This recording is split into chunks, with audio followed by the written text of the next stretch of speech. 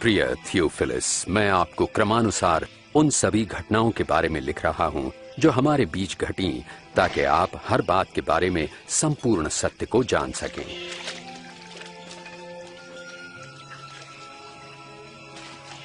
जिन दिनों अगस्तुस कैसर रोम का शासक और महान हेरोदेस यहूदिया का राजा था, परमेश्वर ने नासरत शहर की एक कुंवारी के पास जिब्राइल स्वर्गदूत को भेजा। उस कुंवारी का नाम था मरियम।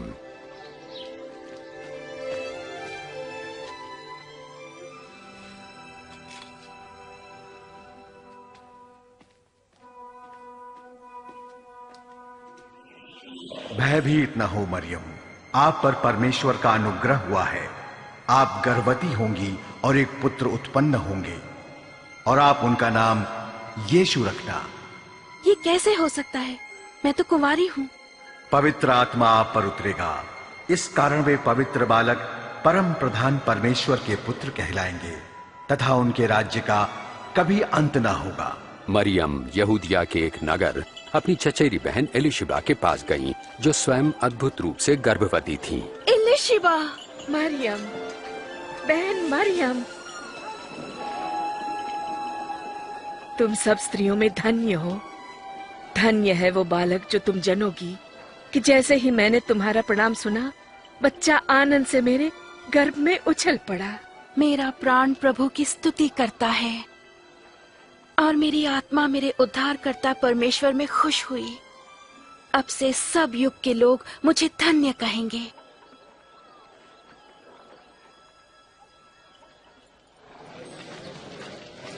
नासरत नगर के सब लोग सुनो कि कैसर अगस्तुस की आज्ञा से गलील और यहूदिया प्रांत के सभी निवासियों की गिनती होगी। इसीलिए सभी लोगों को अपने वतन में जाकर शीघ्र ही नाम दर्ज करवाना होगा।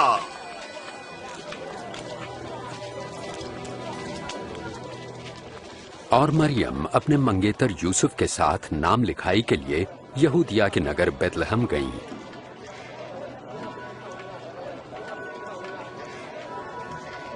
पर बेतलहम में उन्हें ठहरने की जगह ना मिली। उन्हें केवल गौशाला में ही जगह मिल सकी।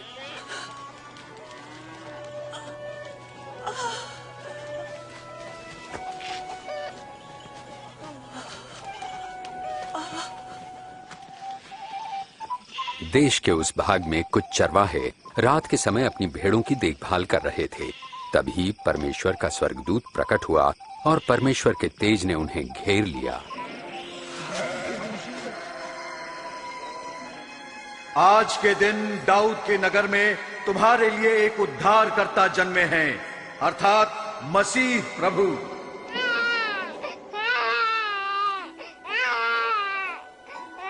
चरवाहे शीघ्र ही चरनी में जन्मे नवजात शिशु को देखने चल पड़े।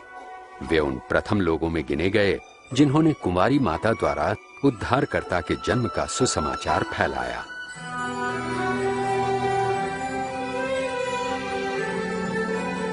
एक हफ्ते बाद जब बालक के खतने का समय आया तो उसका नाम यीशु रखा गया। यूसुफ और मरियम बालक को परमेश्वर के सम्मुख प्रस्तुत करने यरूशलेम ले गए। आराधनालय में शिमोन नामक एक धर्मी और भक्त पुरुष थे, जिन्हें पवित्र आत्मा से आश्वासन मिला था कि जब तक वे बालक मसीह का दर्शन न कर लें, मृत्यु को न देखेंगे। परमेश्वर, अब आप अपने सेवक को अपने वचन अनुसार शांति से अपने पास बुला ले।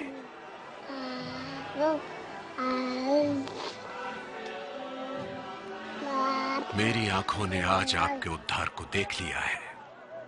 ये बालक परमेश्वर का चुना हुआ है। तुम दोनों को आशीष मिले।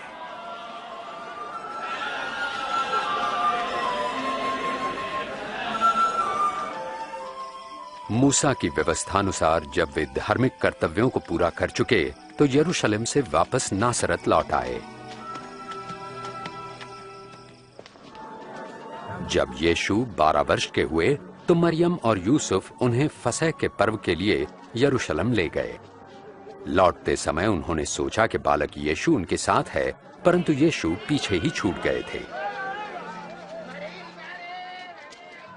उन्हें ढूंढने के लिए वापस शहर लौटे और तीसरे दिन यीशु को आराधनालय में धार्मिक गुरुओं के साथ वार्तालाप करते पाया। ये किसका पुत्र है जो ऐसे प्रश्न पूछता है? हम नासरत से हैं। हमने सोचा ये हमारे साथी है। कृपया आप इसे क्षमा कीजिए। बालक यीशु की बातों ने सबको चकित कर दिया।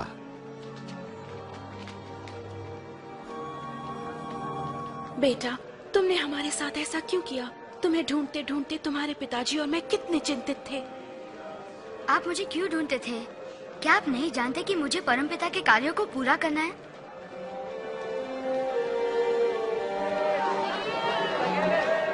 और यीशु उनके साथ नासरत लौटे और परमेश्वर एवं मनुष्य के अनुग्रह में बुद्धि और शरीर से बढ़ने लगे।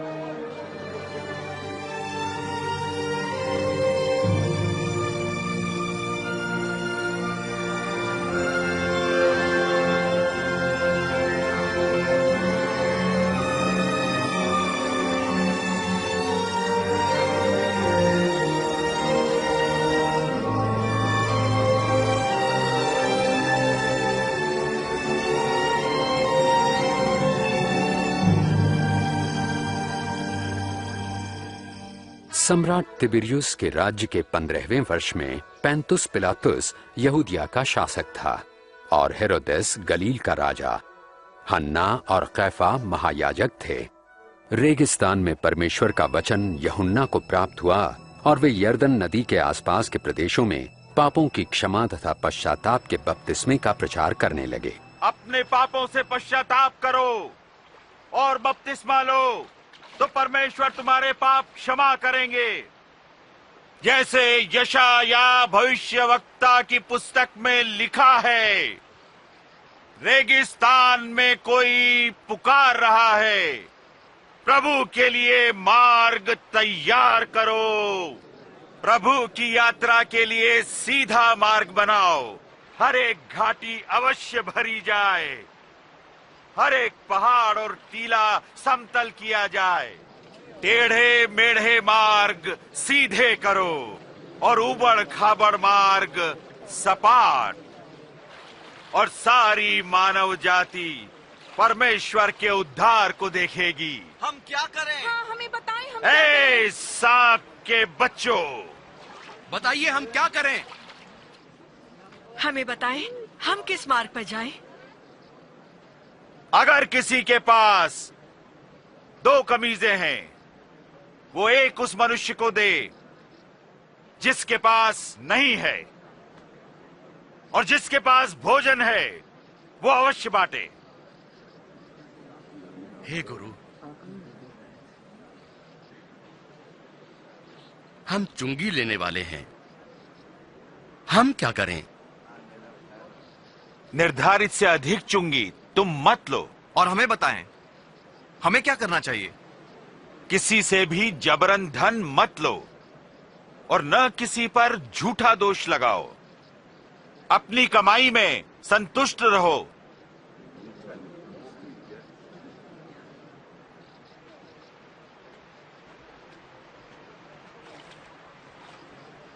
हमें बताएं, क्या आप मसीह हैं?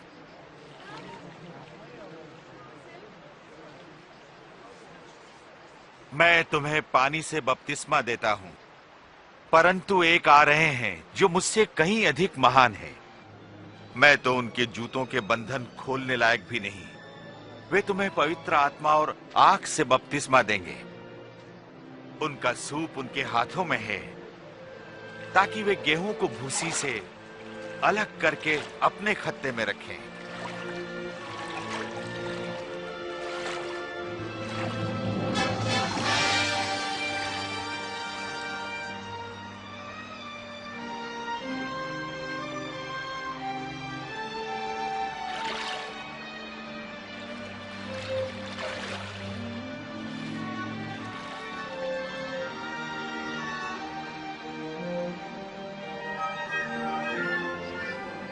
और पवित्र आत्मा कबूतर के रूप में यीशु पर उतरा।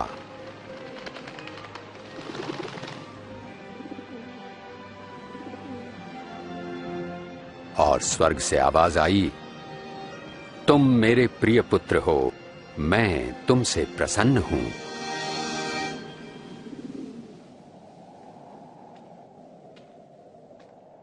लगभग 30 वर्ष की आयु में यीशु ने अपनी सेवा आरंभ की। पवित्र आत्मा से परिपूर्ण यीशु यरदन से लौटे। आत्मा से प्रेरित वो 40 दिन तक बयाबान में रहे, जहां शैतान उनकी परीक्षा करता रहा। इस बीच उन्होंने कुछ नहीं खाया।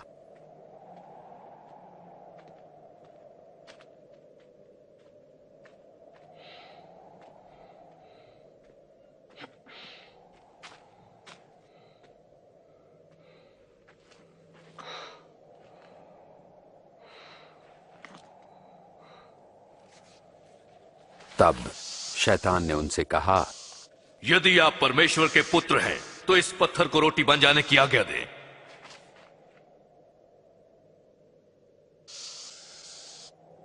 ये लिखा है, मनुष्य केवल रोटी ही से नहीं पर परमेश्वर के हर वचन से जीवित रहेगा।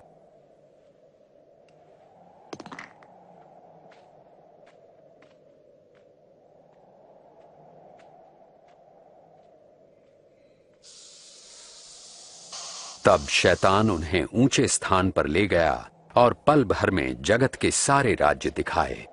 ये सब अधिकार और वैभव मैं आपको दूंगा। ये सब मुझे सौंपा गया है और जिसे मैं चाहूं उसे ये सब दे सकता हूं। यदि आप मुझे प्रणाम करें तो ये सब आपका हो जाएगा। ये भी लिखा है कि तुम प्रभु अपने परमेश्वर की उपासना करो और तुम केवल उन्हीं की सेवा करो।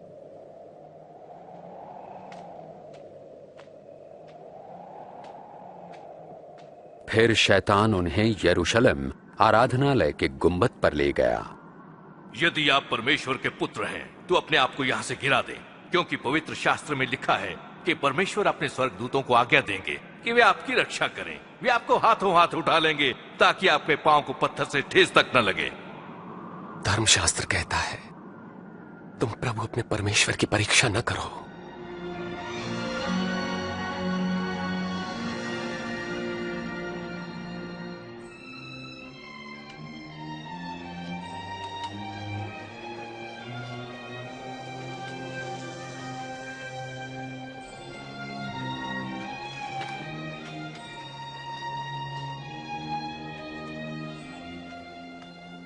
फिर यीशु नासरत आए, जहां वो पले बढ़े थे।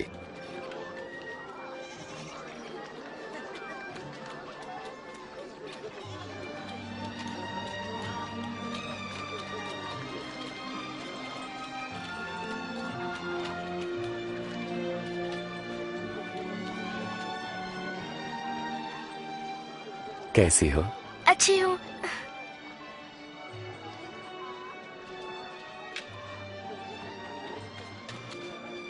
सब्बत यानी विश्राम के दिन नियमानुसार वे आराधनालय गए।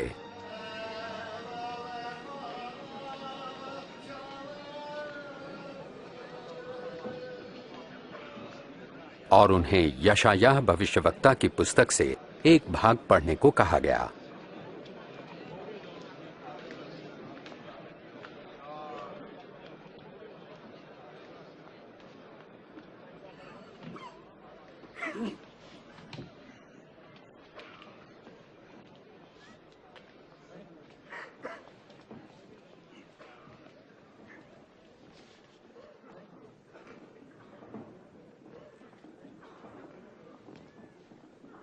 परमेश्वर का आत्मा मुझ पर है, क्योंकि उन्होंने मुझे दीनों को शुभ संदेश सुनाने के लिए चुना है।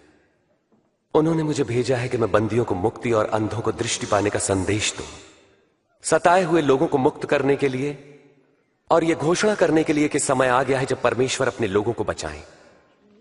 वे ठीक कहते हैं।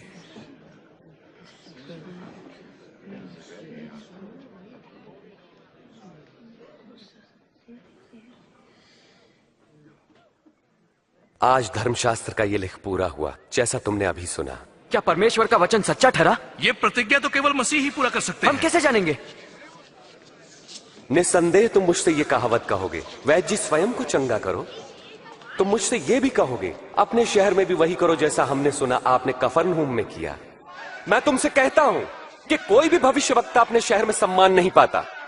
इस प्रकार यीशु ने अपना परिचय परमेश्वर द्वारा अभिषिक्त संसार के उद्धारकर्ता के रूप में दिया, परंतु यहूदियों ने उन्हें मसीहा स्वीकार नहीं किया। उन्हें लोगों ने पहाड़ी से गिराना चाहा, परंतु वो भीड़ से निकलकर अपनी राह चले गए।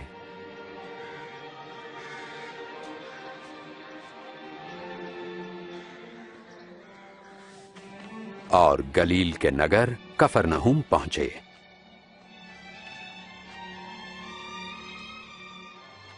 उस समय देश रोमी साम्राज्य के अधीन था और लोग उनके अत्याचार से छुटकारा पाने के लिए मसीहा की प्रतीक्षा में थे।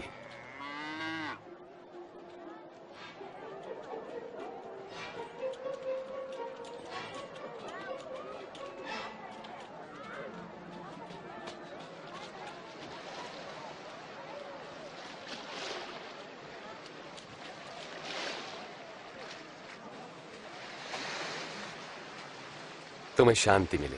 आपको भी स्वामी। तुम्हारी नाव में आ सकता हूं शिमोन? क्यों नहीं? यीशु हमें छोड़कर नहीं जा रहे हैं ना? स्वामी हमें कुछ बताइए। हमें कुछ बताएं। प्रभु यीशु हमें उपदेश दें।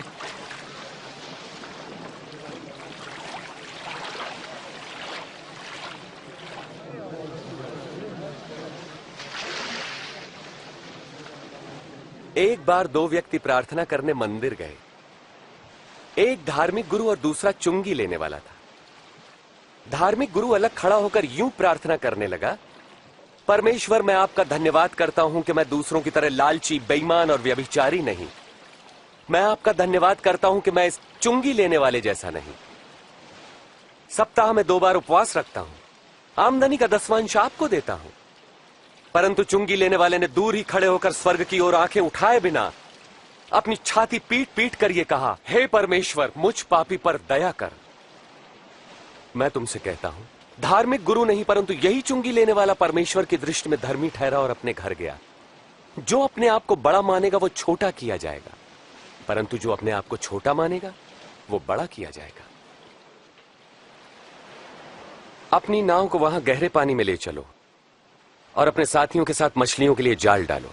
ओ स्वामी, हमने सारी रात कड़ा परिश्रम किया परंतु कुछ न पकड़ा।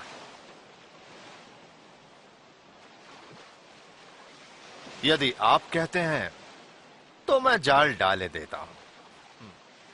याकूब, यूहन्ना,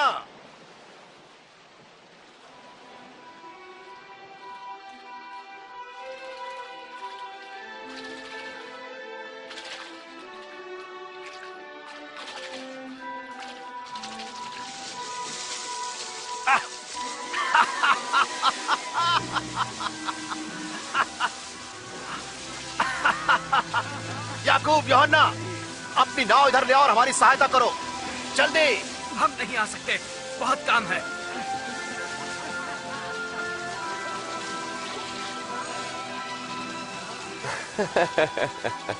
बस काफी है।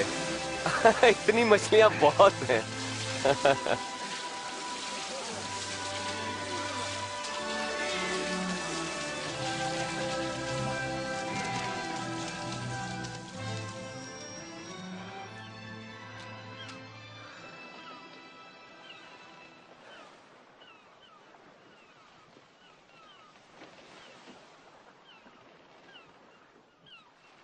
प्रभु मेरे पास से चले जाइए, मैं एक पापी मनुष्य हूं। तुम डरो मत, अब से तुम लोगों को मेरे पास लाओगे।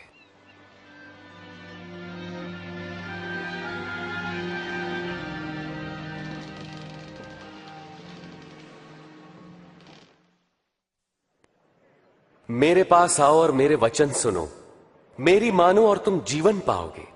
प्रभु को खोजो जब तक वो मिल सके, उन्हें पुकारो जबकि वो पास है।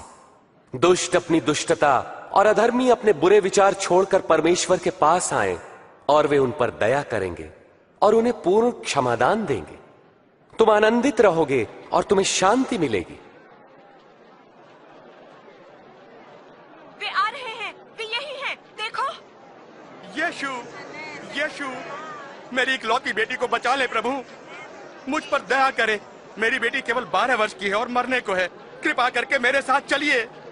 यायर, मुझे बड़ा दुख है। यीशु, तुम्हारी बेटी नहीं रही, इसलिए गुरु को कष्ट ना दे। डरो नहीं, विश्वास रखो, वो ठीक हो जाएगी।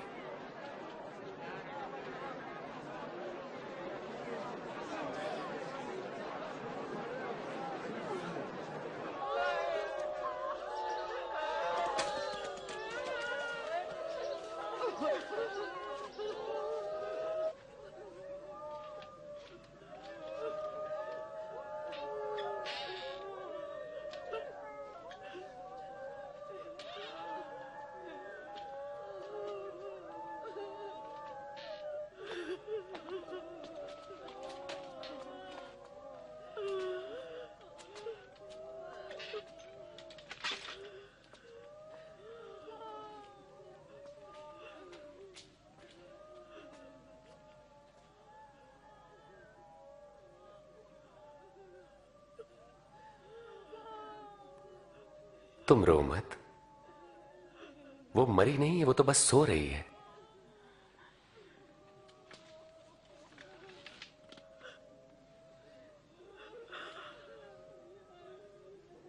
बेटी उठो।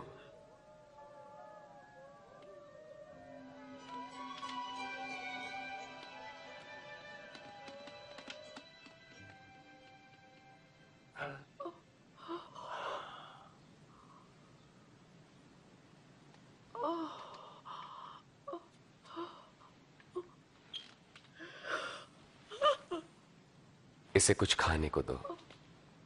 ध्यान रहे, यहां जो हुआ है किसी से न कहना।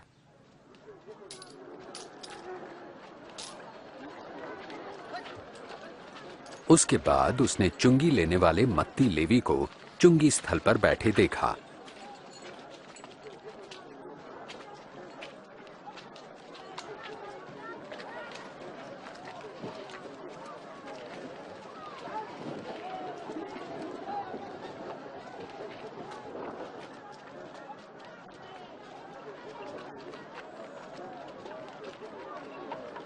मेरे पीछे आओ।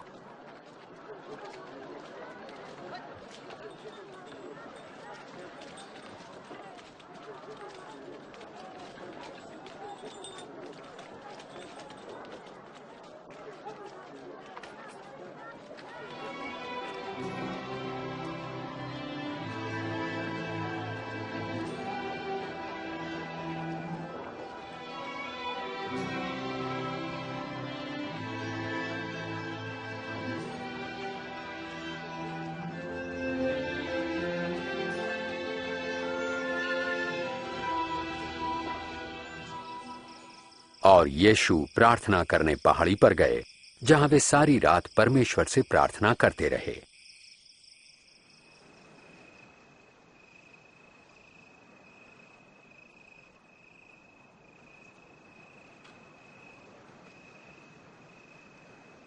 और अगले दिन उन्होंने 12 शिष्यों का अभिनंदन कर उन्हें प्रेरित कहा।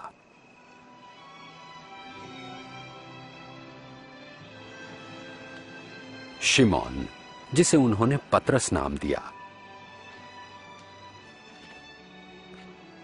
और उसका भाई आंद्रियास, याकूब,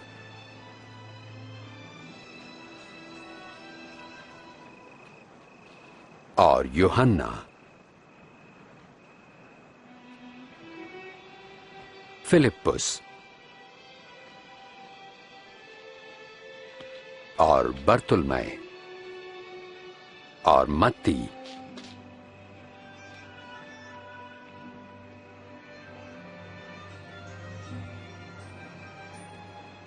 और थोमा,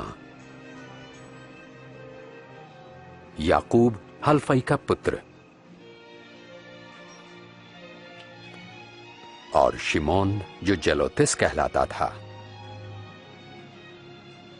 यहूदा जो याकूब का भाई था, और यहूदा इस्करियोती जो विश्वासघाती निकला।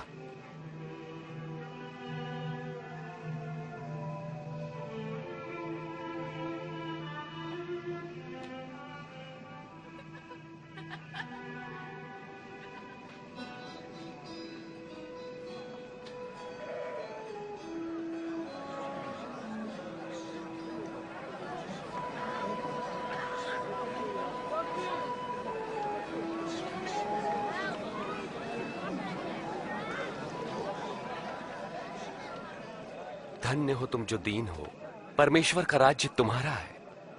धन्य हो तुम जो भूखे हो, क्योंकि तुम तृप्त किए जाओगे। धन्य हो तुम जो रोते हो, तुम हर्षित होगे। धन्य हो तुम जब लोग धिक्कारें, नकारें और अपमानित करें और मेरे कारण तुम्हें बुरा कहें। जब ऐसा हो तो तुम आनंदित और मगन होना, क्योंकि तुम्हारे लिए स्वर्ग में बड़ा प्रतिफल है। उनके पूर्वजों ने भी भविष्यवक्ताओं के साथ ऐसा ही किया।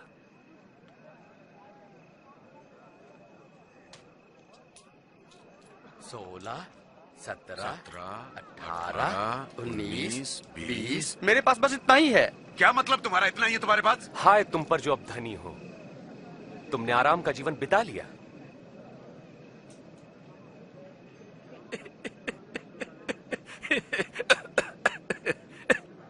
जो धनी ना बनना चाहे वो कोई पागल ही होगा। हाय तुम पर जो अब हंसते हो, तुम रोगे और विलाप करोगे। अफसोस जब लोग तुम्हारी बड़ाई करें, क्योंकि उनके पूर्वजों ने भी झूठे भविष्यवक्ताओं के लिए यही किया। पर मैं तुम लोगों से कहता हूं, शत्रुओं से प्रेम रखो, घृणा करने वालों का भला करो, जो श्राप दे उन्हें आशीष दो, बुरा करने वालों के लिए प्रार्थना करो।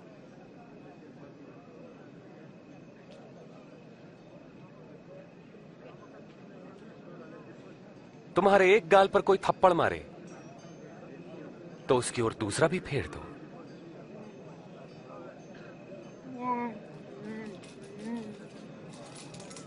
कोई तुम्हारा अंगर खा ले तो अपनी कमीज भी उसे दे दो। किसी भी मांगने वालों को मना मत करो। यदि कोई तुम्हारी वस्तु ले ले तो उसे वापस मत मांगो।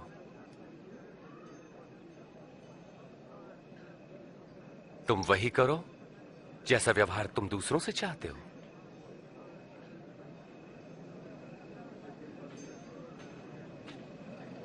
यदि तुम अपनों से प्रेम रखने वालों से प्रेम रखते हो तो तुम्हें आशीष क्यों कर मिलेगी? पापी भी अपने प्रेम रखने वालों से प्रेम रखते हैं। और यदि स्वयं पर भलाई करने वालों की भलाई करते हो तो तुम क्यों कर आशीष पाओगे? पापी भी ऐसा ही करते हैं। वे इसे कैसे छू सकते हैं? वो उससे कैसे बात कर सकता है? बेशर्म।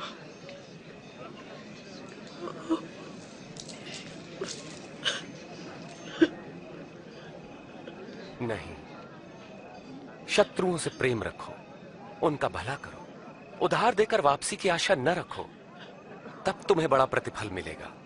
तुम परम प्रधान परमेश्वर की संतान ठहरोगे। वो दुष्टों और आभार न मानने वालों पर भी कृपालु है। दयावंत बनो जैसा तुम्हारा परम पिता दयावंत है। यीशु हमें बचाइए। आरोप मत लगाओ तो तुम पर भी नहीं लगेगा। दोष मत लगाओ तो तुम पर भी दोष नहीं लगेगा। क्षमा करो तो तुम्हें भी क्षमा मिलेगी। प्रभु हमें अपने मार्ग पे चलाएं।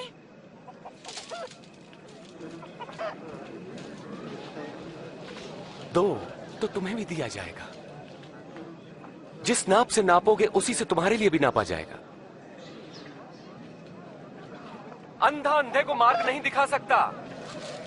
ऐसा करने पर दोनों ही गड्ढे में गिरेंगे। अपने भाई की आंख के तिनके को क्यों देखते हो जबकि अपनी ही आंख का लट्ठा नहीं देख पाते?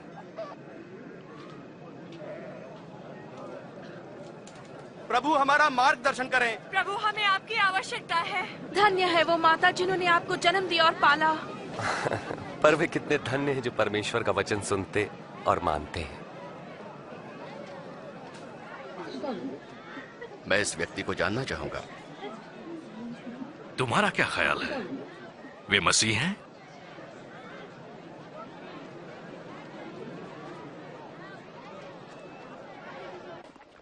इस धर्मगुरु ने यीशु को रात्रि भोज पर बुलाया।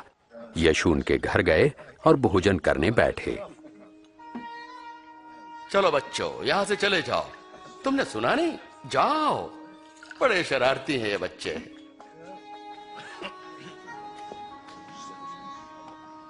ये यहां क्या कर रही है? मुझे नहीं पता।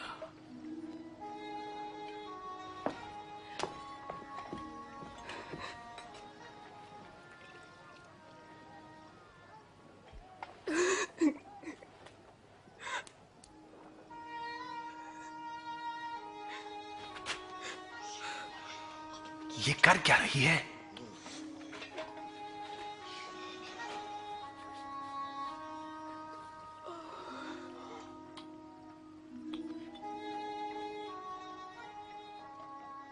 यदि ये मनुष्य सचमुच कोई भविष्यवक्ता होता तो जान लेता कि ये स्त्री कैसी है जो उसे छू रही है। वो जानता कि वो कैसा पापमय जीवन जी रही है।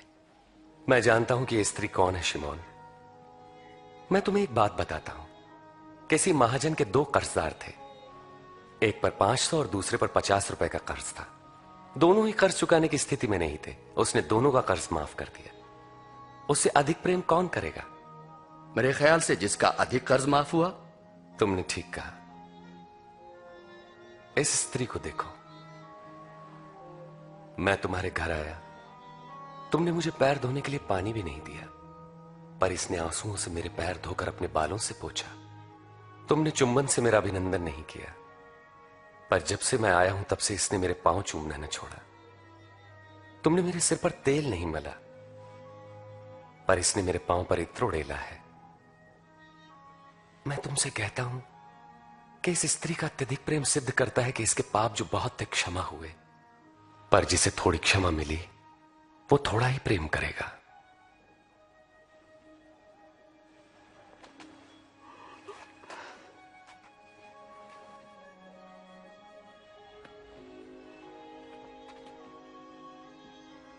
तुम्हारे पाप क्षमा हुए। तुम्हारे विश्वास ने बचा लिया। शांति से जाओ।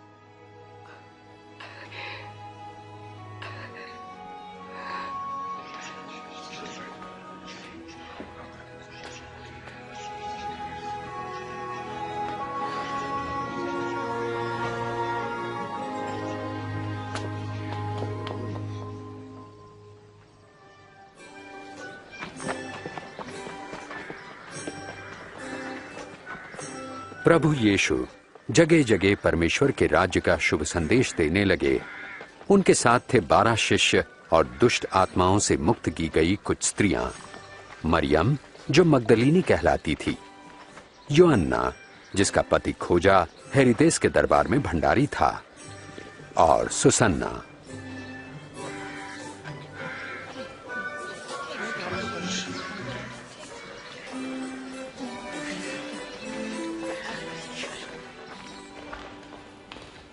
गलील के शासक हेरोदेस ने यूहन्ना बपतिस्मा देने वाले को बंदी गृह में डलवा दिया, क्योंकि यूहन्ना ने उसके द्वारा अपनी भाभी से विवाह की निंदा की थी। कहो। जब हम लोग नाइन नगर के द्वार पर पहुंचे, तब लोग एक अर्थी को लेकर जा रहे थे।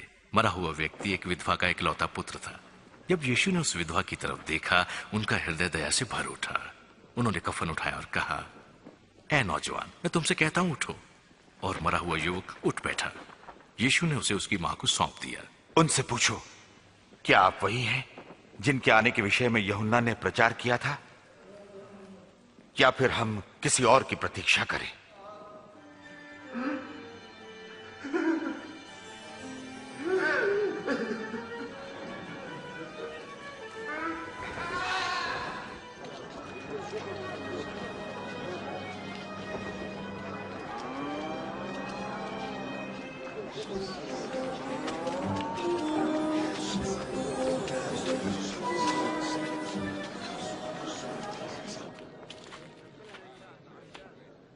गुरुजी,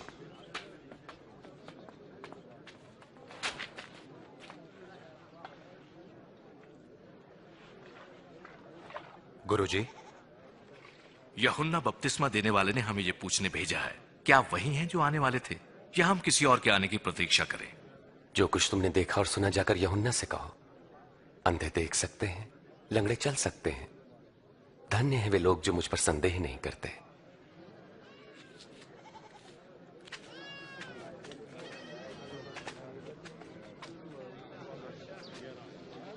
कृपया मुझे उठा लीजिए। आ जाओ मेरे कंधे पे।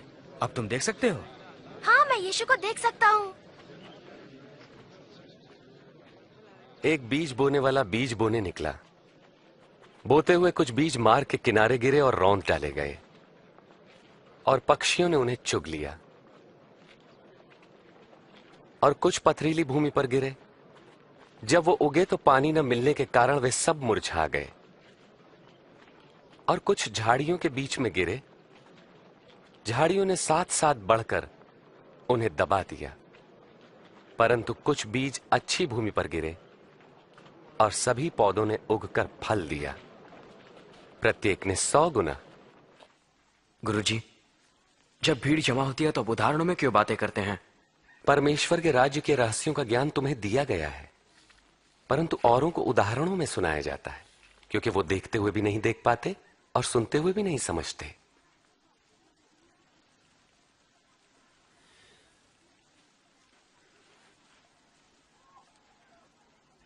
इस उदाहरण का अर्थ यह है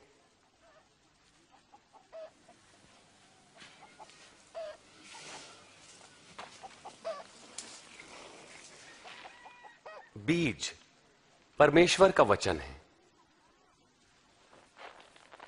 मार्ग के किनारे गिरे बीज उन्हें दर्शाते हैं जो वचन सुनते हैं, पर शैतान आकर उनके मन में से वचन चुरा लेता है ताकि वे विश्वास करके कहीं मुक्ति न पालें। पथरीली भूमि पर गिरे बीज उन्हें दर्शाते हैं जो वचन सुनकर आनंद से ग्रहण करते हैं, पर जड़ नहीं पकड़ पाते। वो कुछ देर तक विश्वास करते हैं और परीक्षा की घड़ी आने पर टिक नहीं पाते।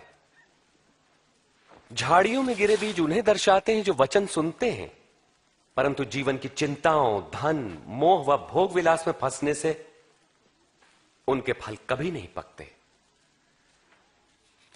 वे बीज जो अच्छी भूमि पर गिरे उन लोगों के प्रतीक हैं जो वचन सुनकर उसे भले और आज्ञाकारी मन से ग्रहण करते हैं और फलवंत होने तक उन्हें संभाले रखते हैं।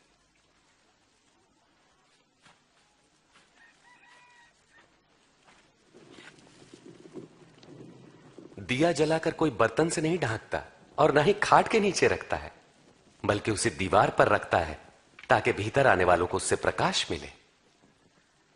जो कुछ छिपा है वो बाहर लाया जाएगा और जो ढका है उसे ढूंढकर प्रकाश में लाया जाएगा।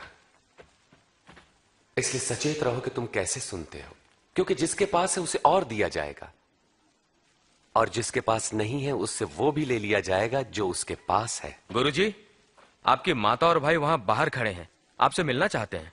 मेरी मां और मेरे भाई वे हैं जो परमेश्वर का वचन सुनते और मानते हैं।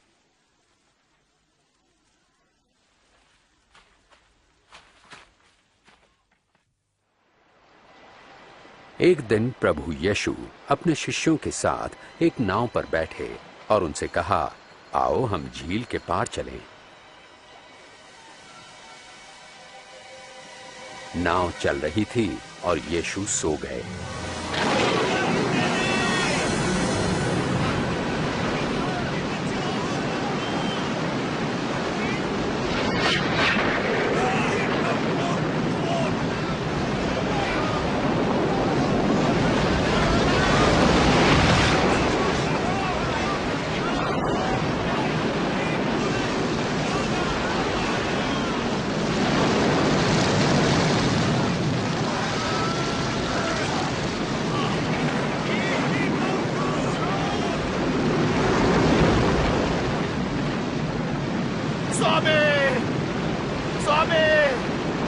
प्रभु यीशु, हम नाश हुए जाते हैं, हमें लहरें घेर रही हैं, हम डूब जाएंगे, हमें बचाइए।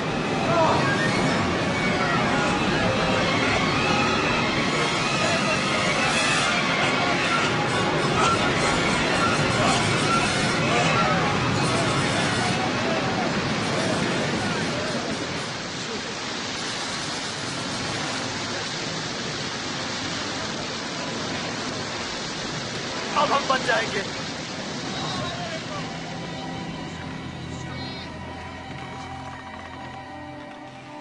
कहां गया तुम्हारा विश्वास?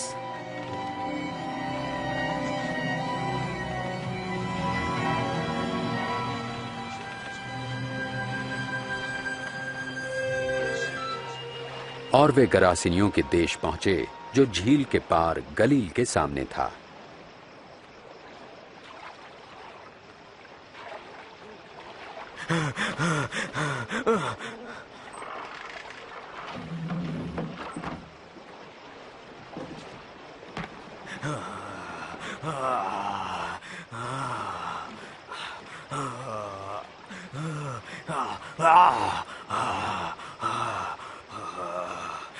यीशु, परम प्रधान परमेश्वर के पुत्र, आप मुझसे क्या चाहते हैं? मैं आपसे विनती करता हूँ, मुझे दंड ना दे। क्या नाम है तुम्हारा?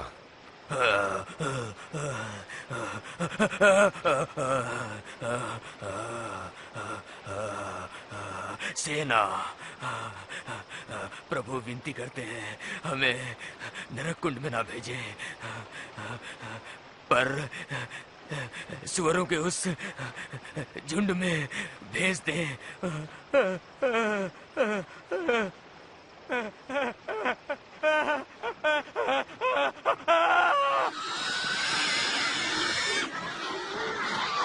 हे!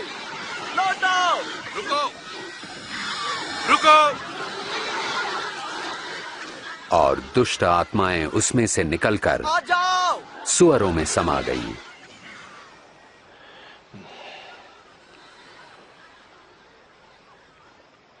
यहां से चला जा। हे जादूगर, हमें छोड़ दे। यहां से दूर चला जा। हमें छोड़ दे। यहां से चला जा। आप जहां जाएंगे मैं भी साथ चलूंगा। मुझे अपने साथ आने दें। घर लौट जाओ। परमेश्वर ने जो किया है वो बताओ।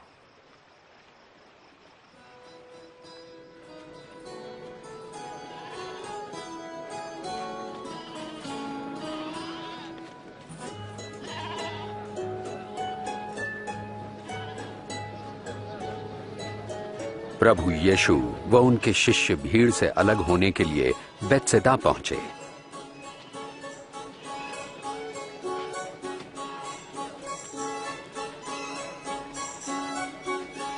पर भीड़ को इसका पता चल गया तो वो प्रभु के पीछे हो ली।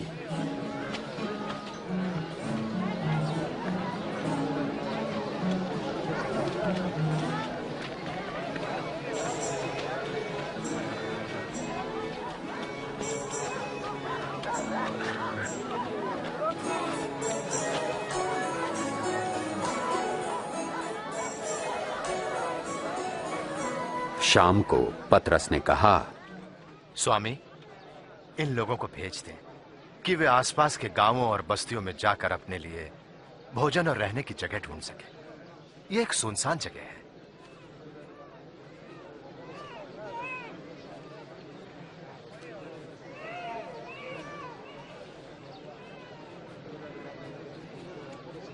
तुम स्वयं इनके भोजन का प्रबंध करो। लेकिन हमारे पास केवल 5 रोटियां और 2 मछलियां ही हैं।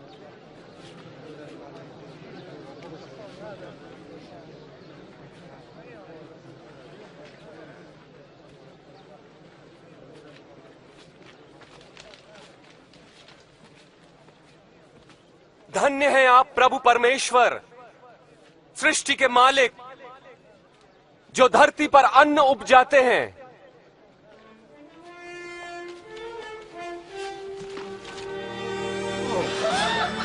ये तो चमत्कार है।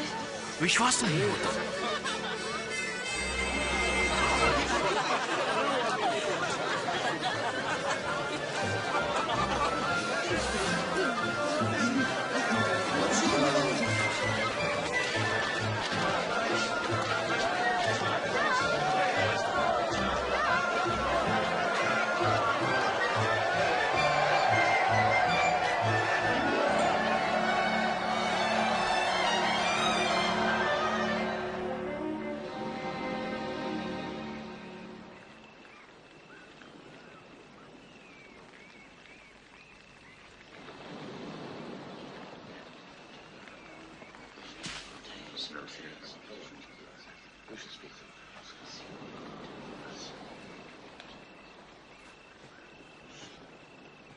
लोग मेरे बारे में क्या कहते हैं?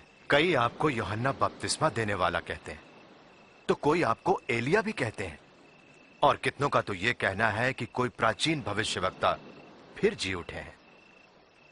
तुम क्या कहते हो? तुम बताओ, कौन हूं मैं?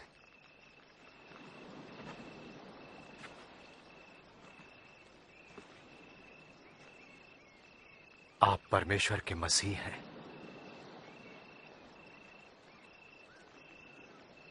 तुम ये बात किसी से न कहना।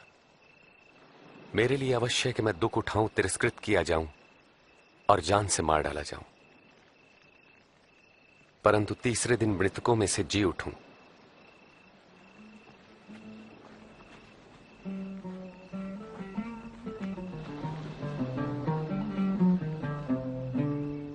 How clearly the sky reflects God's glory.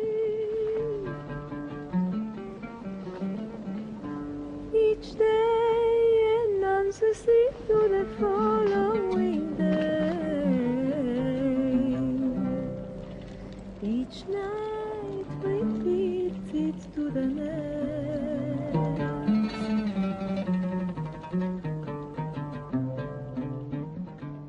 क्या तुम में से कोई मेरे साथ आएगा? मैं आपके पीछे चलूंगा गुरुजी, पर पहले जाके अपने घर वालों से विदा ले लूं। जो कोई अपना हाथ हल पर रखकर पीछे देखता वो परमेश्वर के राज्य के योग्य नहीं। यदि कोई मेरे साथ चलना चाहता है तो वो स्वयं से इनकार करे और प्रतिदिन अपना क्रूस उठाकर मेरे पीछे हो ले। क्योंकि जो कोई अपने प्राण बचाना चाहेगा वो उसे खोएगा, और जो कोई मेरे लिए अपने प्राण खोएगा वो उसे बचाएगा। यदि मनुष्य सारे जगत को प्राप्त कर अपने प्राण खो दे तो क्या लाभ? जो कोई मुझसे और मेरी शिक्षाओं से लजाता है तो मैं भी अपनी और पिता की व स्वर्गदूतों की महिमा सहित जब आऊंगा तो उस मनुष्य से लजाऊंगा।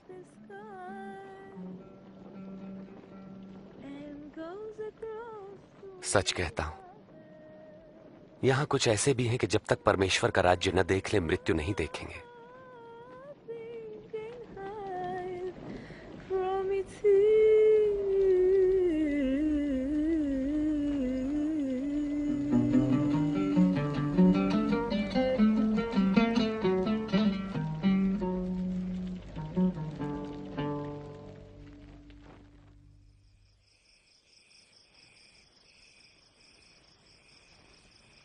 तब प्रभु यीशु यूहन्ना, याकूब और पतरस के साथ पहाड़ पर प्रार्थना के लिए गए।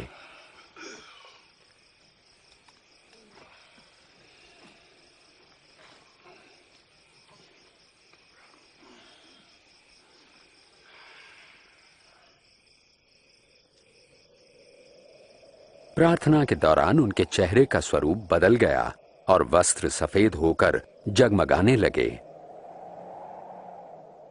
अचानक स्वर्गीय महिमा से परिपूर्ण भविष्यवक्ता मूसा और एलिया प्रभु यीशु से बातें करने लगे। आप परमेश्वर का उद्देश्य पूरा करेंगे। आपकी मृत्यु यरूशलेम में होगी।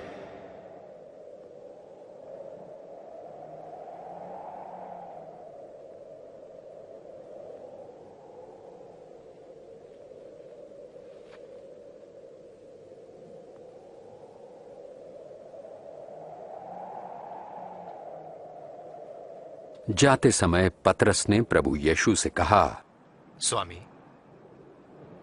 ये कितना अच्छा है कि हम यहां पर हैं। हम 3 मंडप बनाएंगे, एक आपके लिए। पतरस ये कह ही रहा था कि एक बादल ने उन्हें घेर लिया और शिष्य डर गए और बादलों से आवाज आई, ये मेरा पुत्र है जिसे मैंने चुना है, इसकी सुनो।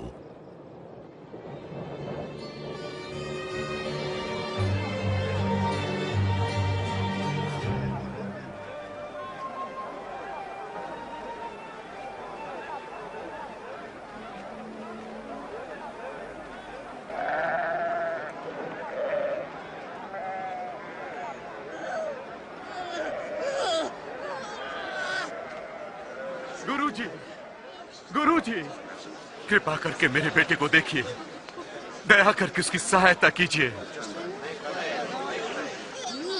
ये मेरी अकेली संतान है। मैंने आपके चेलों से दुष्ट आत्मा निकालने की विनती की, परंतु वे इसे न निकाल पाए। अविश्वासी और हठीले लोगों, मैं तुम्हारे साथ कब तक रहूं और तुम्हें सहता रहूं? अपने पुत्र को यहां लाओ।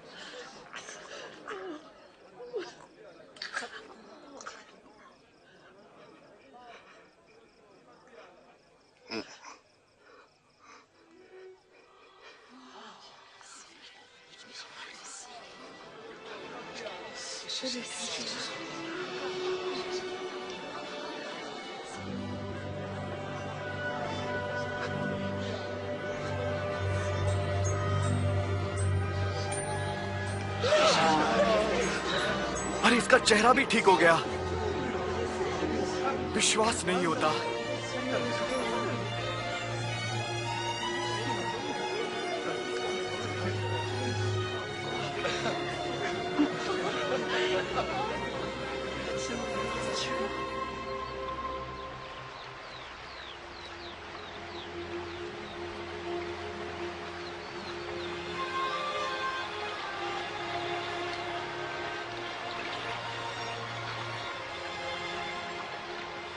हमें प्रार्थना करना सिखाएं, जैसे यूहन्ना ने अपने शिष्यों को सिखाया।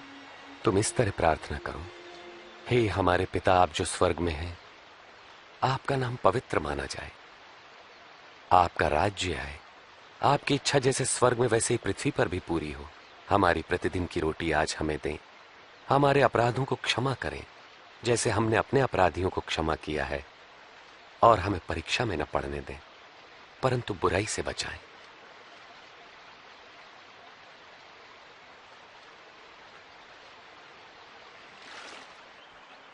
मांगो तो तुम्हें दिया जाएगा, ढूंढो तो तुम पाओगे, खटखटाओ तो तुम्हारे लिए द्वार खोला जाएगा।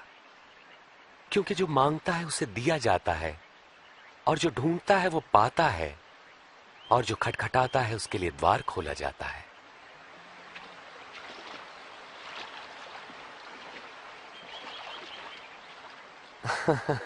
तुम में से ऐसा कौन पिता होगा जो अपने पुत्र को रोटी मांगने पर पत्थर देगा या पानी मांगने पर उसे जहर देगा?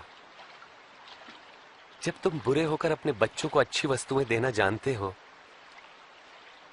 तो तुम्हारा परम पिता परमेश्वर अपने मांगने वालों को पवित्र आत्मा क्यों न देगा? मैं कहता हूं, अपने प्राणों की चिंता न करो कि हम क्या खाएंगे, और ना ही अपने शरीर की कि क्या पहनेंगे, क्योंकि प्राण भोजन से बढ़कर है और शरीर वस्त्र से बढ़कर। पक्षियों पर ध्यान दो, वे न बोते हैं, न काटते हैं, और ना ही उनके कोई भंडार हैं, फिर भी परमेश्वर उन्हें खिलाता है। और तुम तो पक्षियों की तुलना में कहीं बढ़कर हो।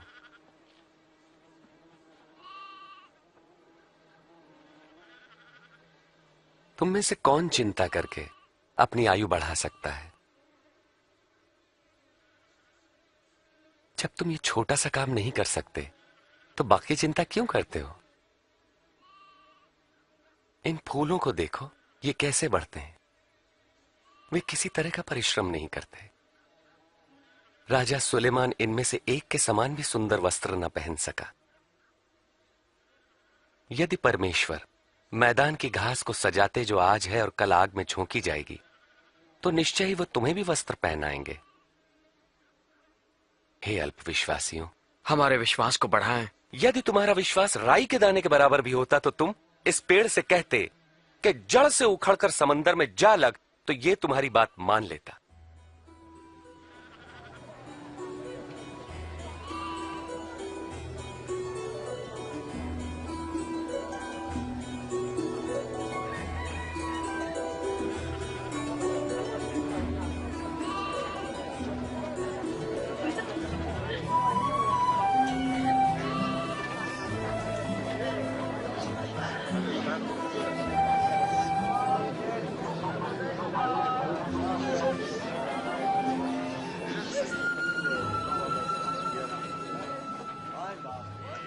पाप में पढ़ने की परीक्षाएं अवश्य आती हैं, परंतु अफसोस जिसके द्वारा वे आती हैं। जो किसी के लिए पाप का कारण बनता है, उसके लिए यही ठीक है कि उसके गले में भारी पत्थर लटकाकर समुद्र में डाल दिया जाए।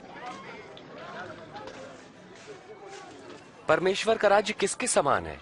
वो ऐसा है, एक मनुष्य राई का दाना लेकर अपने खेत में बोता है, और वो पौधा बढ़कर पेड़ बन जाता है, और पक्षी उसकी डालियों पर घोंसला बनाते हैं। मुझे नहीं पता ये क्या कह रहा है। तुम चुंगी लेने वालों और अन्य पापियों के साथ क्यों खाते पीते हो? स्वस्थ लोगों को वैद्य की आवश्यकता नहीं होती, परंतु रोगियों को है। जो बहिष्कृत है, मैं उनको पश्चाताप का संदेश देने आया हूं, सम्मानितों को नहीं।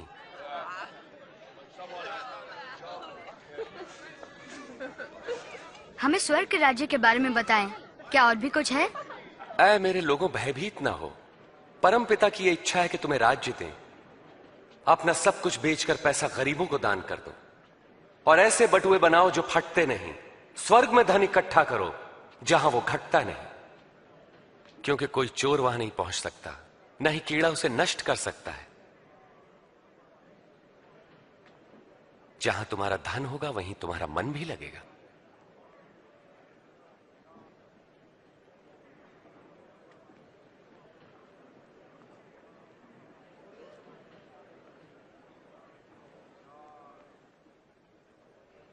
हे नारी, तुम अपनी बीमारी से मुक्त हुई।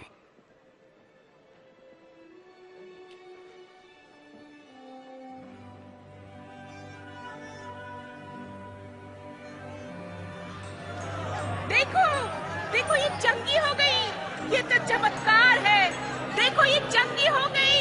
आओ देखो। परमेश्वर की महिमा हो।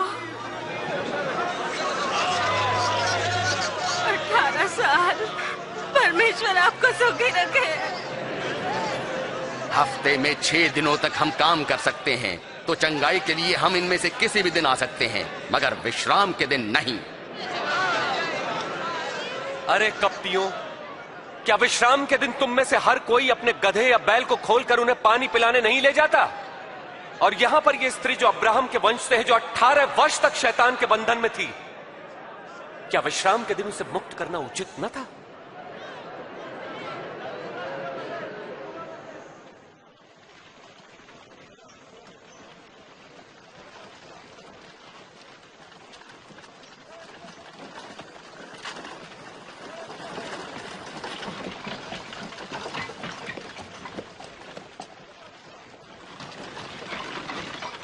हे उत्तम गुरुजी, अनंत जीवन पाने के लिए मुझे क्या करना चाहिए? तुम मुझे उत्तम क्यों कहते हो? कोई भी उत्तम नहीं परमेश्वर के सिवा। तुम आज्ञाएं तो जानते हो। व्यभिचार न करना, हत्या न करना, किसी पर झूठे आरोप न लगाना, अपने माता पिता का आदर करना। परंतु ये सभी आज्ञाएं तो मैं बचपन से ही मानता आया हूं। तुम्हारे लिए भी एक काम करना आवश्यक है। अपना सब कुछ बेचकर धन गरीबों को बांट दो, तुम्हें स्वर्ग में धन मिलेगा। फिर मेरे पीछे हो लो। मगर हम तो व्यापारी हैं, बहुत धनवान। धनवान का परमेश्वर के राज्य में प्रवेश कितना कठिन है। धनवान के लिए परमेश्वर के राज्य में प्रवेश मुश्किल है, जबकि ऊंट का सुई के नाके से निकलना सहज है। तो फिर कौन मुक्ति पा सकता है? जो मनुष्य के लिए असंभव है वो परमेश्वर के लिए संभव है। वास्तव में कहां होगा ये परमेश्वर का राज्य? परमेश्वर का राज्य प्रकट रूप से नहीं आता। कोई ये नहीं कह सकता कि देखो ये यहां है या वहां है, क्योंकि परमेश्वर का राज्य तुम में है। वो समय आएगा जब तुम परमेश्वर के पुत्र के आगमन का दिन देखना चाहोगे, पर देख ना पाओगे। जैसे बिजली आकाश की एक ओर से दूसरी ओर तक प्रज्वलित होती है, वैसे ही परमेश्वर का पुत्र भी प्रकट होगा। परंतु पहले उसे बहुत दुख उठाना होगा और इस युग के लोग उसका तिरस्कार करेंगे।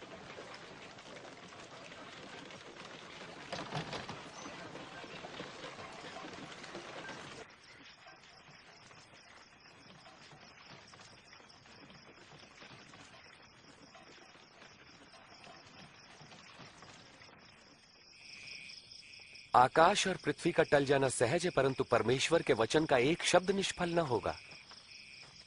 मैं कहता हूं, जो तुम देखते और सुनते हो, बहुत से भविष्यवक्ताओं और राजाओं ने देखना और सुनना चाहा, परंतु ऐसा न कर सके।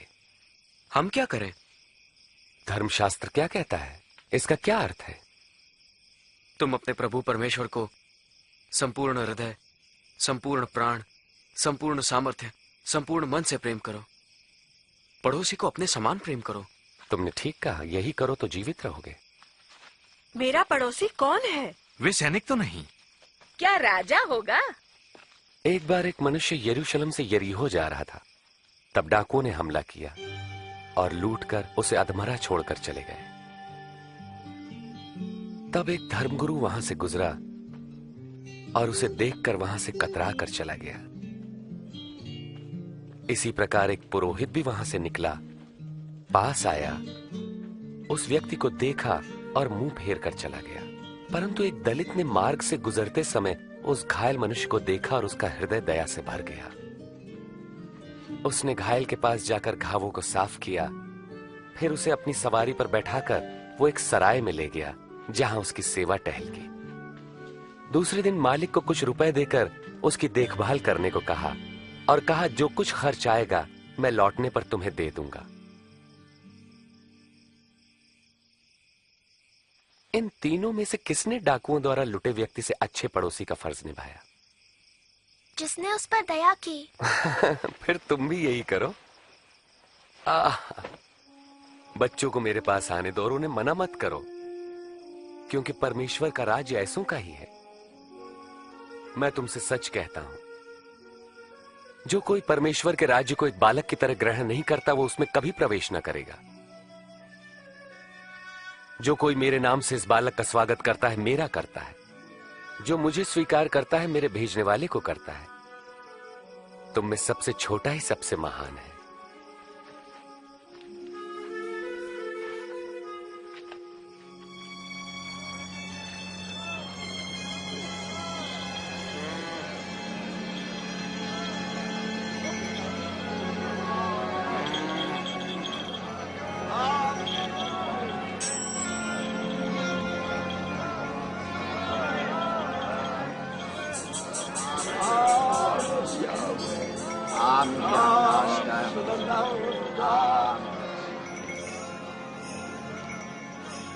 यहाँ क्या हो रहा है? कौन जा रहा है? नासरत के यीशु यहाँ से जा रहे हैं।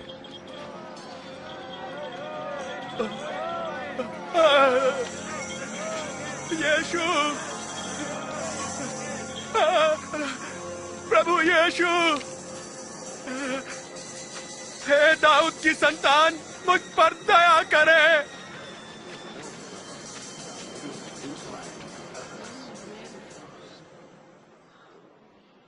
मैं तुम्हारे लिए क्या करूं? मैं फिर से देखना चाहता हूं।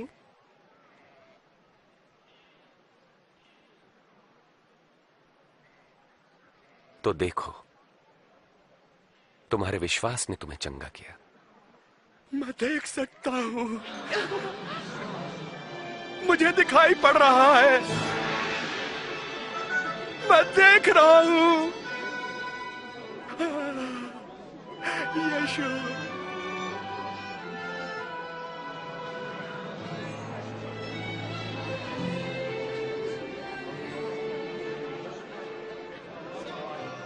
यरूशलेम जाते समय हर जगह प्रभु यीशु को भारी भीड़ मिली। लोग उनसे उद्धार का मार्ग और परमेश्वर के राज्य के बारे में और जानना चाहते थे।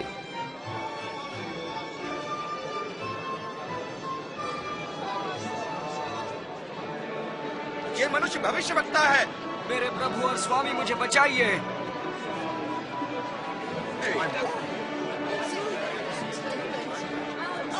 हे प्रभु, हमें बचाए, हमें बचाए। प्रभु की स्तुति हो। हमें सच्ची राह दिखाइए प्रभु। लोगों ने प्रभु यीशु को अपने प्रभु और स्वामी के रूप में स्वीकार करना प्रारंभ कर दिया। दर्शन को उत्सुक यरीहो नगर में जकई नाम का चुंगी लेने वाला यीशु को देखने की उत्सुकता में पेड़ पर चढ़ गया। जकई, जल्दी नीचे उतरो, क्योंकि आज मुझे तुम्हारे घर ठहरना है। मेरे घर? उसके घर कौन ठहरेगा? जकई यीशु को कैसे जानता है?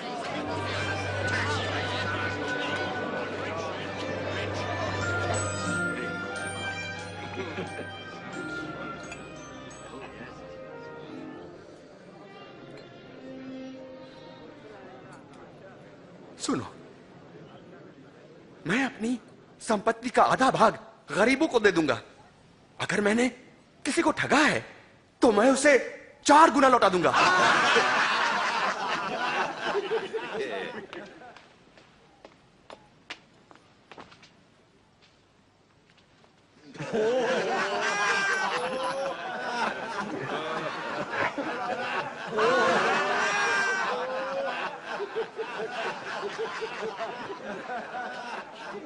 मैं नहीं मान सकता कि एक चुंगी लेने वाला पैसा वापस करे। असंभव।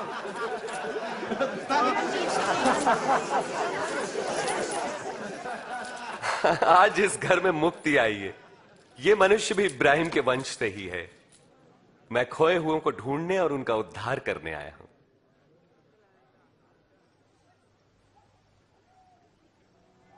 सुनो,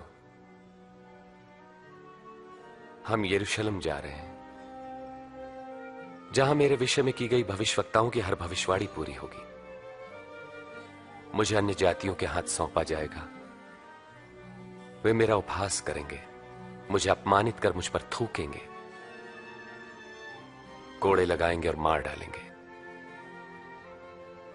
परंतु तीसरे दिन मैं जी उठूंगा।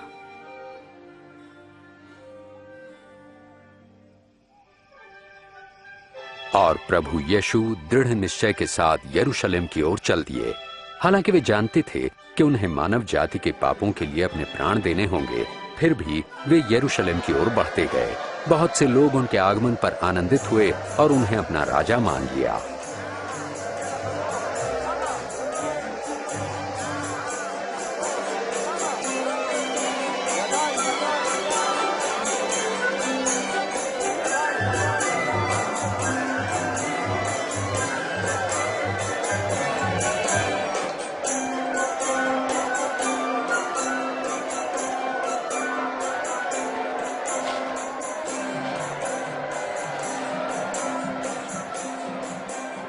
गुरु, अपने शिष्यों को आज्ञा दे कि वे शांत रहें। मैं कहता हूं, यदि ये चुप रहे तो स्वयं ये पत्थर चिल्ला उठेंगे।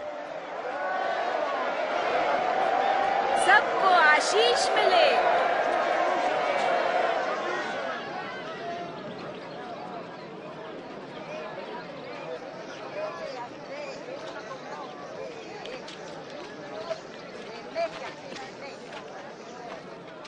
प्रभु यीशु यरूशलेम के निकट पहुंचे।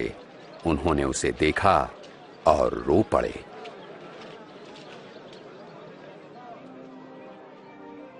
भला होता यदि तू आज अपनी शांति का मार्ग जान लेता, परंतु तू इसमें असफल रहा। वे दिन आएंगे जब तेरे शत्रु मोर्चा बांधकर तुझे घेर लेंगे और चारों ओर से तुझ पर प्रहार करेंगे।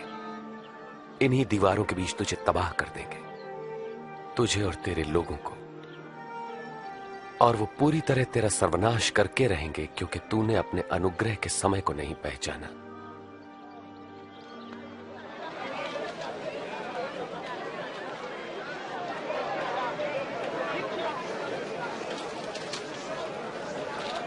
यरूशलेम का पवित्र मंदिर आराधना का स्थान होने के बजाय व्यापार का केंद्र बन चुका था।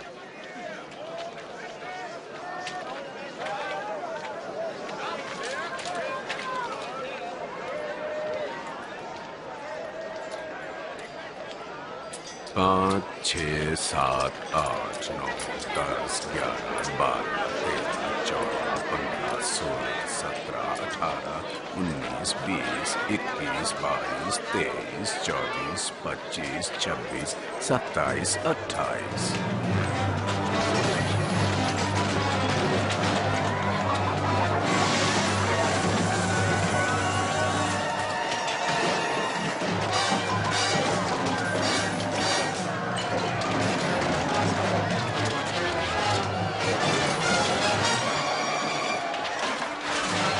ये लिखा है, मेरा घर प्रार्थना का घर होगा, परंतु तुमने उसे डाकुओं की खो बना दिया।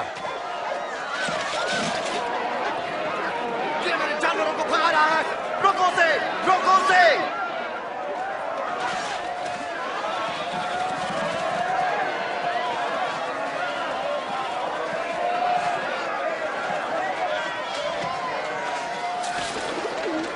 पहरेदारों को बुलाओ, जल्दी बुलाओ। कुछ राजनीतिज्ञों और धर्म गुरुओं में प्रभु यीशु के प्रति विरोध उभरने लगा, क्योंकि लोग उन्हें राजा मानने लगे थे।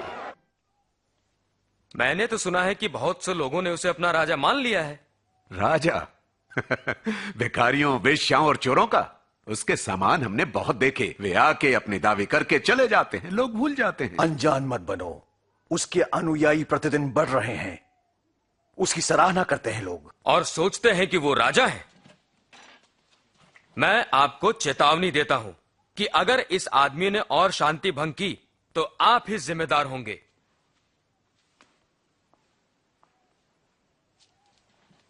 शायद इसे ही कहते हैं, हमें गलीली का सामना करना होगा। और जैसे जैसे धर्मगुरुओं और शास्त्रियों के पाखंडी वर्ग के प्रति यीशु का तिरस्कार बढ़ने लगा, यहूदियों में उनके अनुयायी भी बढ़ने लगे। दूसरी तरफ उन लोगों का भी विरोध बढ़ा जिनकी उन्होंने आलोचना की थी। प्रभु यीशु ने मंदिर में एक निर्धन विधवा को 2 तांबे के सिक्के डालते देखा। ज्यादा नहीं दे सकती? मैं कहता हूं, इस निर्धन विधवा ने सबसे ज्यादा दान दिया है, क्योंकि दूसरों ने अपने बहुत से धन में से थोड़ा सा दिया है, परंतु इसने गरीब होते हुए भी अपनी सारी जीविका और पूंजी दे दी। हमें बताइए, आपको ऐसा कहने का क्या अधिकार है? किसने दिया आपको यह अधिकार? अब मैं तुमसे एक प्रश्न पूछता हूं, यूहन्ना को बपतिस्मा देने का अधिकार परमेश्वर से मिला था या मनुष्य से?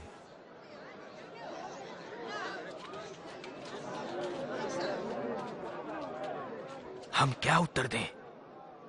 यदि परमेश्वर की ओर से कहेंगे तो वो कहेगा तुमने यूहन्ना का विश्वास क्यों नहीं किया? और यदि मनुष्य की ओर से कहें तो ये भीड़ हमें पत्थरवाह करेगी, क्योंकि ये सब यूहन्ना को भविष्यवक्ता मानते हैं।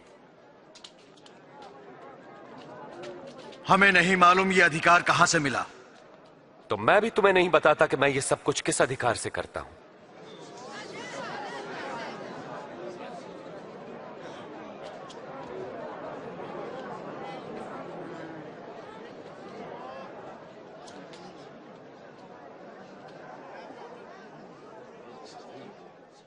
एक बार एक मनुष्य ने अंगूर की बारी लगाई, उसे ठेके पे देकर लंबे समय के लिए कहीं चला गया। जब अंगूरों को इकट्ठा करने का समय आया तो उसने अपने एक दास को भेजा कि फसल में उसका हिस्सा उससे मिल सके, परंतु ठेकेदारों ने उसे पीटकर खाली हाथ भगा दिया। तब उसने दूसरे दास को भेजा, पर ठेकेदारों ने उसे भी पीटा और अपमानित करके उसे भी खाली हाथ लौटा दिया। तब उसने तीसरे दास को भेजा, किंतु ठेकेदारों ने उसे मार पीट के बाग के बाहर धकेल दिया। तब अंगूर बारी के मालिक ने अपने मन में सोचा, अब मैं क्या करूं? अब मैं अपने प्रिय पुत्र को भेजूंगा, अवश्य ही वे उसका आदर करेंगे। परंतु ठेकेदारों ने उसे आते देखकर आपस में कहा, यह तो मालिक का पुत्र है, उसे मार डालें तो यह जायदाद हमारी हो जाएगी। हमें और बताएं। उन्होंने उसे बारी के बाहर निकाला और मार डाला। अब देखो मालिक उन ठेकेदारों के साथ क्या करेगा। वो आकर उनको मारेगा और अंगूर की बारी दूसरे को दे देगा। तो इस वचन का क्या अभिप्राय है? जिस पत्थर को राजमिस्त्रियों ने निकम्मा जान नकार दिया, वही पत्थर सबसे श्रेष्ठ सिद्ध हुआ। जो कोई इस पत्थर पर गिरेगा वो चकनाचूर हो जाएगा, और यदि ये पत्थर किसी पर भी गिरेगा तो उसे पीस कर रख देगा। गुरुजी, हम जानते हैं कि आप जो कहते हैं सिखाते हैं वो सही है। हम जानते हैं कि आप मनुष्य के पद पर ध्यान नहीं देते, मगर मनुष्य के लिए परमेश्वर की मर्जी का सत्य सिखाते हैं। बताएं, रोमी सम्राट को कर देना हमारे लिए क्या नियम के अनुसार है या नहीं है? प्रभु सावधान, वो आपको फंसाना चाहते हैं। मुझे एक चांदी का सिक्का दो।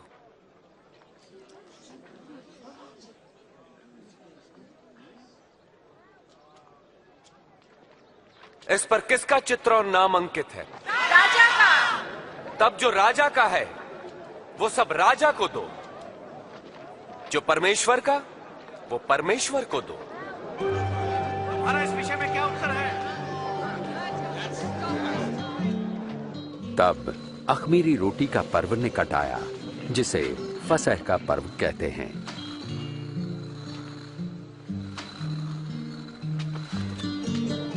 और प्रभु यीशु ने शिमोन पतरस और यूहन्ना को फसह का भोजन तैयार करने पहले ही भेज दिया।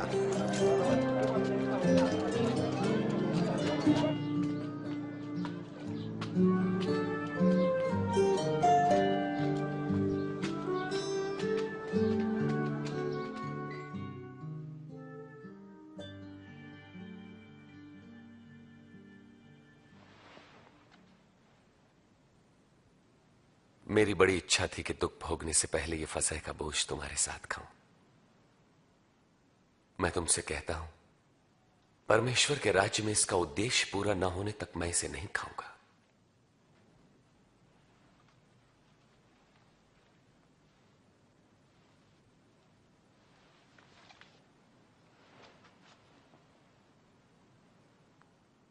धन्य है आप प्रभु परमेश्वर, सृष्टि के मालिक, जो अंगूर की बेल पर फल लाते हैं।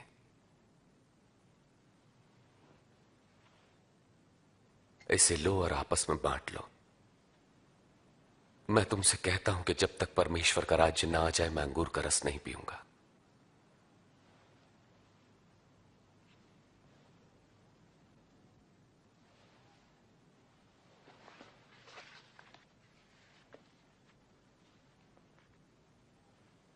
धन्य है आप प्रभु परमेश्वर, सृष्टि के मालिक, जो धरती पर अन्न उपजाते हैं।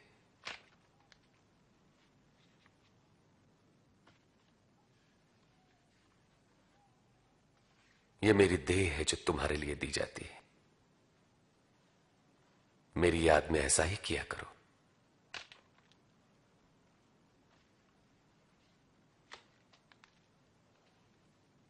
यह प्याला मेरे लहू में नई वाचा है जो तुम्हारे लिए बहाया जाता है।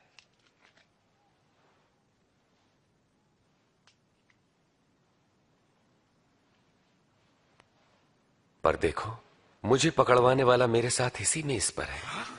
मेरी मृत्यु तो निश्चित है जैसा कि परमेश्वर ने ठहराया है, पर अफसोस उस पर जो मुझे पकड़वाए। ये नहीं हो सकता, असंभव। कौन है वो धोखेबाज प्रभु?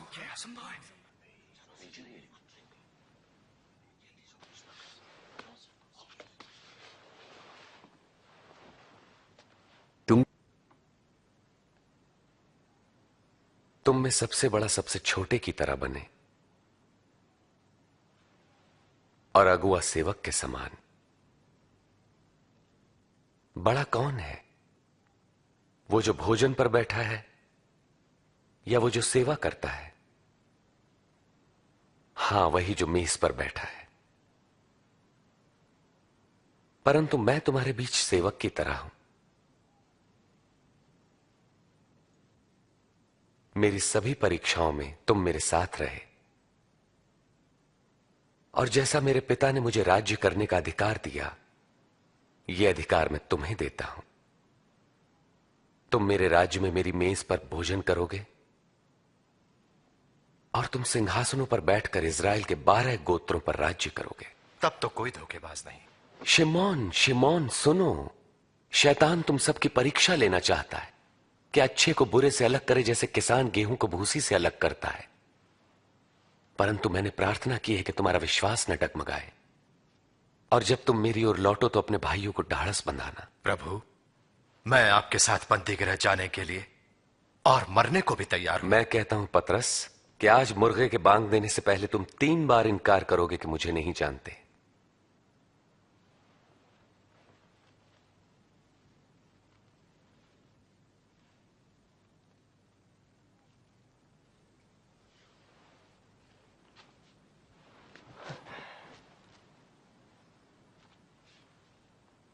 मैंने तुम्हें बिना बटुए, झोली और जूते के भेजा तो कोई कमी हुई? नहीं, कोई कमी नहीं। अब जिसके पास बटुआ या झोला हो वो उसे ले ले, और जिसके पास तलवार ना हो वो अपने कपड़े बेचकर खरीद ले। मैं कहता हूं, धर्मशास्त्र में लिखा है वो अपराधियों में गिना जाएगा, और मेरे विषय में लिखा सब पूरा हो रहा है। देखिए, यहां तो तलवारें हैं प्रभु।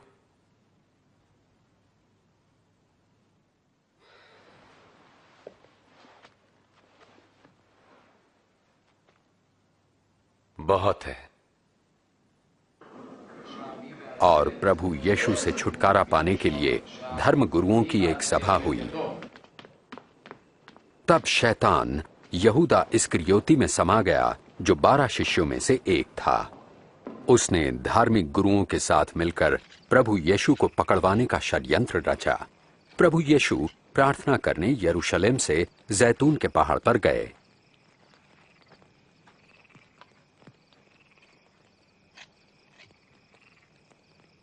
प्रार्थना करो ताकि तुम परीक्षा में न पड़ो।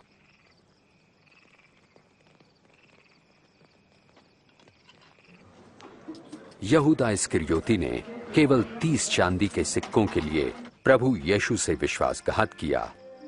प्रभु यीशु जानते थे कि मानव जाति के पापों के लिए उनके प्राण देने की घड़ी आ पहुंची है, और वे प्रार्थना करने लगे।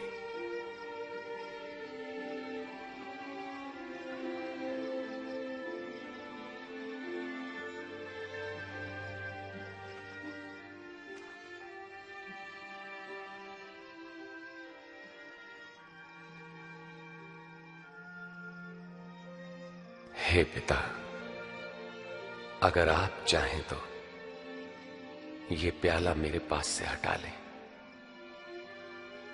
तो भी मेरी नहीं आपकी इच्छा पूरी हो।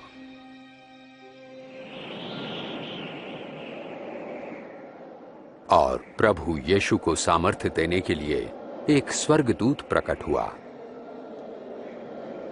और उनका पसीना लहू की बड़ी बड़ी बूंदें बनकर भूमि पर गिर रहा था।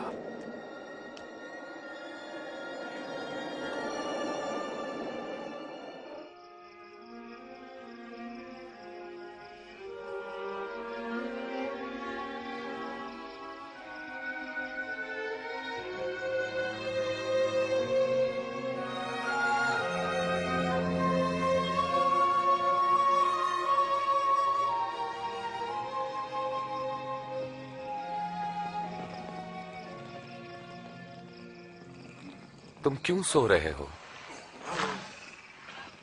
उठो और प्रार्थना करो कि तुम परीक्षा में न पड़ो।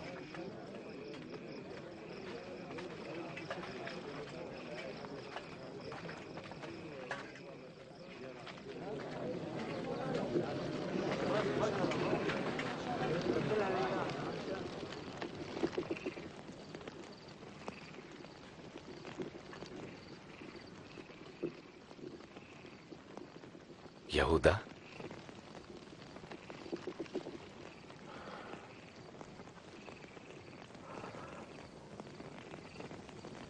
क्या तुम चुंबन लेकर मुझे पकड़वा रहे हो? प्रभु, क्या इसे तलवार से मार दें?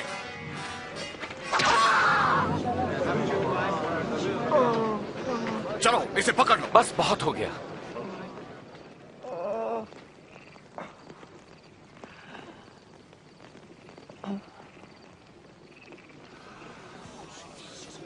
चमत्कार। मुझे डाकू समझकर तुम तलवारें और लाठियां लेकर आए हो। मैं मंदिर में हर दिन तुम्हारे साथ था, तब तुमने मुझे नहीं पकड़ा। ये तुम्हारे सक्रिय होने की घड़ी है, जबकि अंधकार का साम्राज्य है।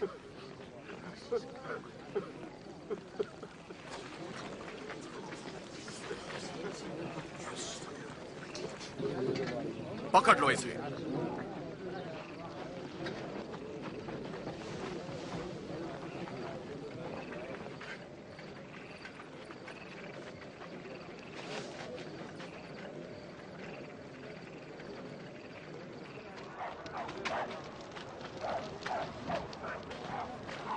इस पे निगरानी रखो। तब सिपाही उन्हें पकड़कर आंगन में लाए और यहूदियों का राजा कहकर उनका ठट्टा करने लगे। अरे राजा के कपड़े तो देखो। बता, अब क्या होने वाला है? क्या तू हमें बचाएगा? ओ महाराज, क्या तू बचाएगा? ये मनुष्य भी यीशु के साथ था? बहन, मैं तो उसे जानता तक नहीं। मैंने दोनों को साथ देखा है।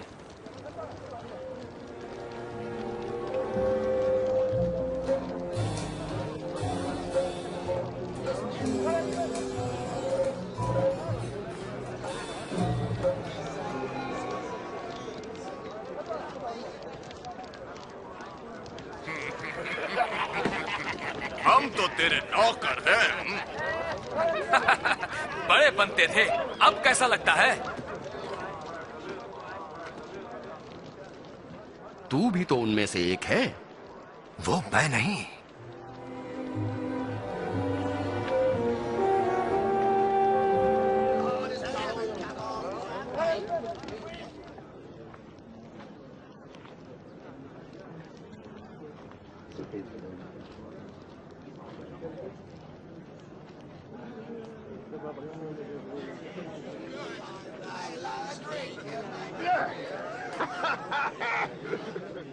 इसमें कोई शक नहीं कि ये मनुष्य यीशु के साथ था, क्योंकि ये भी गलील से ही है। अरे होगा। पता नहीं तुम किसके बारे में बात कर रहे हो।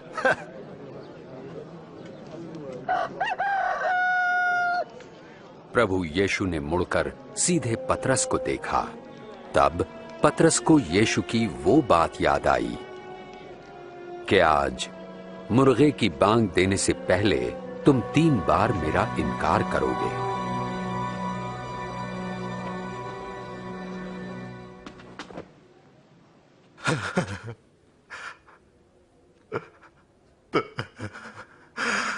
प्रभु जी, हम विनती करते हैं कि आप अपनी महानता के अनुसार हम पर दया करें।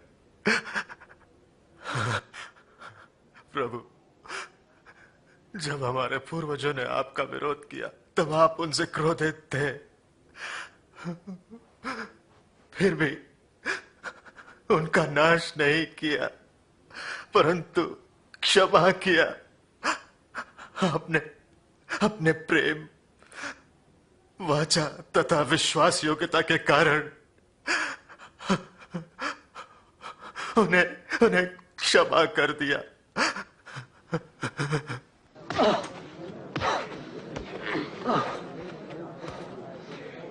बोल, तुझे किसने मारा? भविष्यवाणी कर, अब तुझे कौन मारेगा?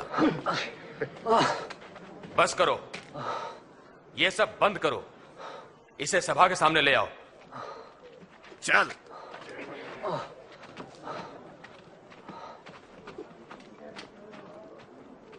प्रभु यीशु से पूछताछ के लिए धर्म गुरुओं ने एक सभा बुलाई।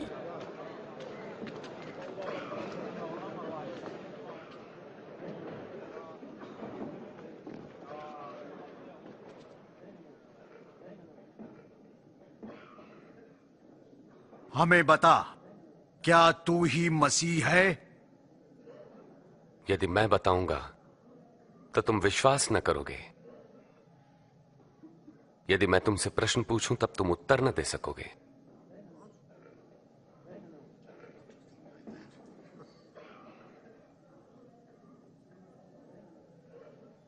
लेकिन अब से मैं निश्चय ही सर्वशक्तिमान परमेश्वर के दाहिनी ओर बैठूंगा। तो क्या तू परमेश्वर पुत्र है? हां, मैं हूं।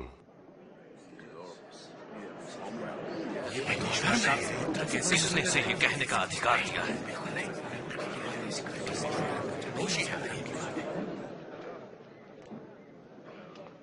हमने खुद अपने कानों से सुना कि इसने क्या कहा।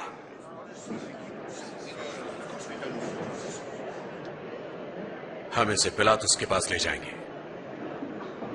हाँ, इसे ले चलो।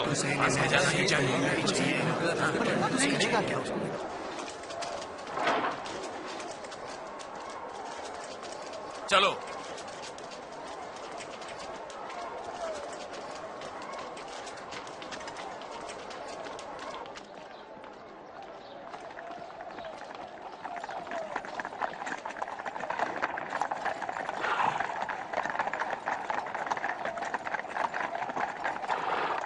और वे प्रभु यीशु को क्रूर रोमी शासक पिलातुस के पास ले गए, जो हजारों को क्रूस पर चढ़ाने के लिए जिम्मेदार था। इतनी सुबह सुबह तुम लोग मुझसे क्या चाहते हो? हमने इसे लोगों को बहकाते हुए पकड़ा है। इसने मंदिर के बाजार में खलबली मचा दी। इसकी सजा क्या होगी? इसे दंड दो। मैं इस मनुष्य में दंड देने योग्य कोई अपराध नहीं पाता। हमने इसे दोषी पाया। रोमी सम्राट को कर देने को मना करता है, मसीह होने का दावा करता है, और राजा भी। राजा? क्या आप यहूदियों के राजा हैं? तुमने खुद कहा। इसने ये सब गलील में आरंभ किया था, अब यहां भी आ पहुंचा है। गलील में? क्या ये मनुष्य गलीली है? ऐसा है तो इसे राजा हेरोदेस को सौंप देना चाहिए। वो अभी भी यरूशलेम में ही है ना? इसे वहां ले जाओ।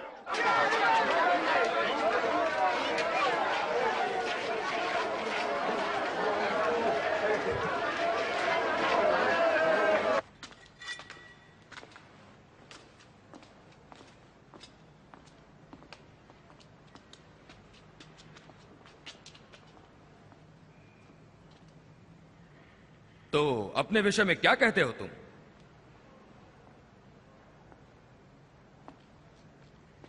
वे कौन है जिन्हें तुम अपना शिष्य कहते हो?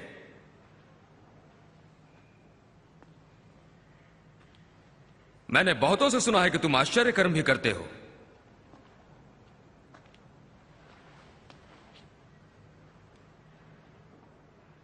फिर मेरे लिए भी कुछ करो। महाराज, ये सभी लोगों को बहका रहा है और अपने आप को राजा कहता है। ये मनुष्य राजा?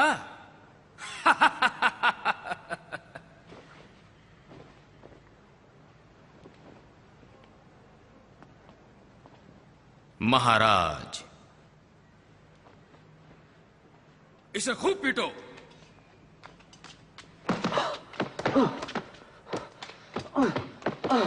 ले जाओ इसे पिलातुस के पास, ये उसी के प्रांत का है।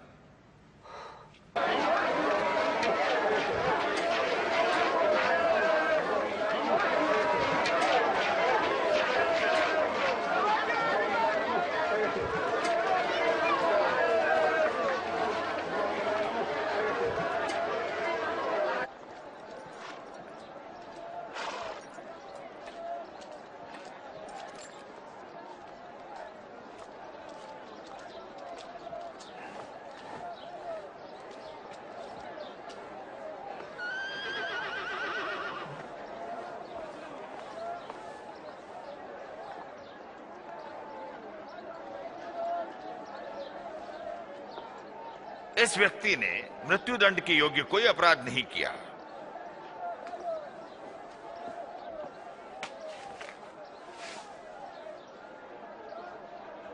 तो मैं इसे कोड़े लगवाकर छोड़े देता हूं।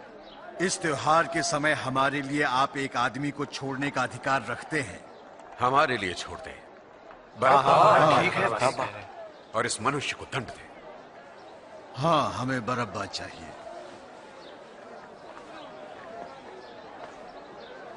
इसे क्रूस पर चढ़ाओ।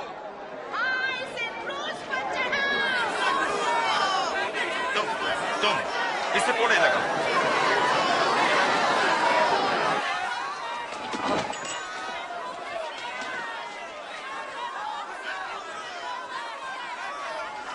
आप किसका इंतजार कर रहे हैं पिलातुस?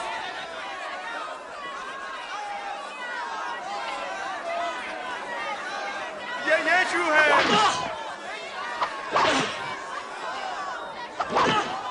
उन्हें ऐसी पीड़ा क्यों देते हो? छोड़ दो, ये मसीह है।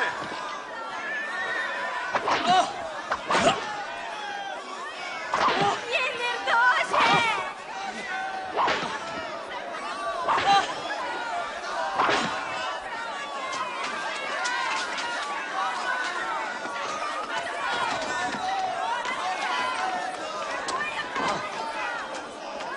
इसे उठाओ।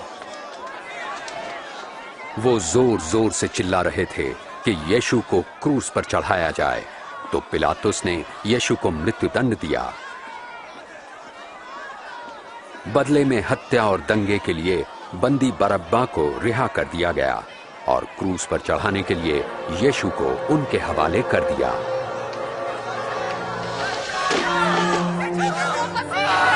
वापस जाओ, उससे दूर रहो, पीछे हटो, दूर रहो,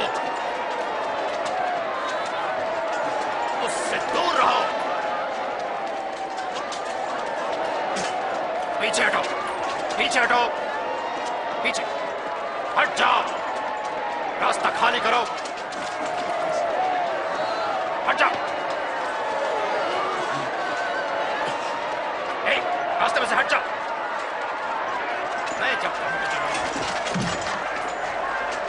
उठो, उठ जाओ।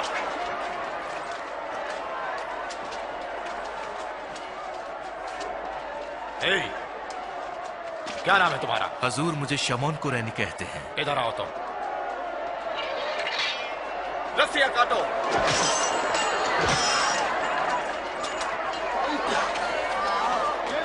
तुम इसे उठाओ, तुम आगे चलो।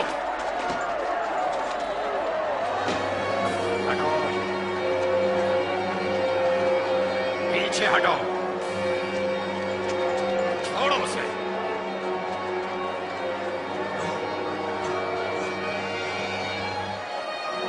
चलो आगे बढ़ते रहो।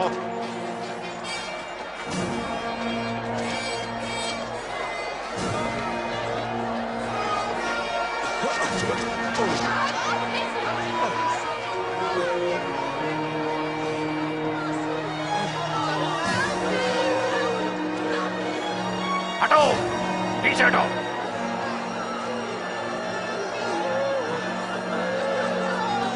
हटो पीछे।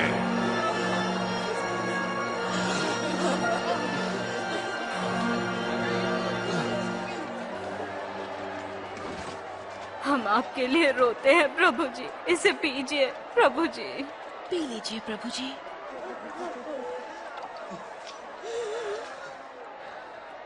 यरूशलेम की स्त्रियों, मेरे लिए नहीं, अपने और अपने बच्चों के लिए रो।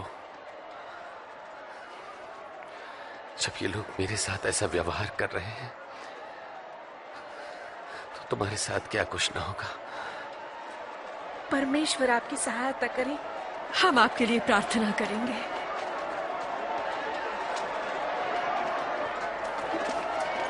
चलो, यहाँ खड़े रहो, चलते रहो, जल्दी जल्दी।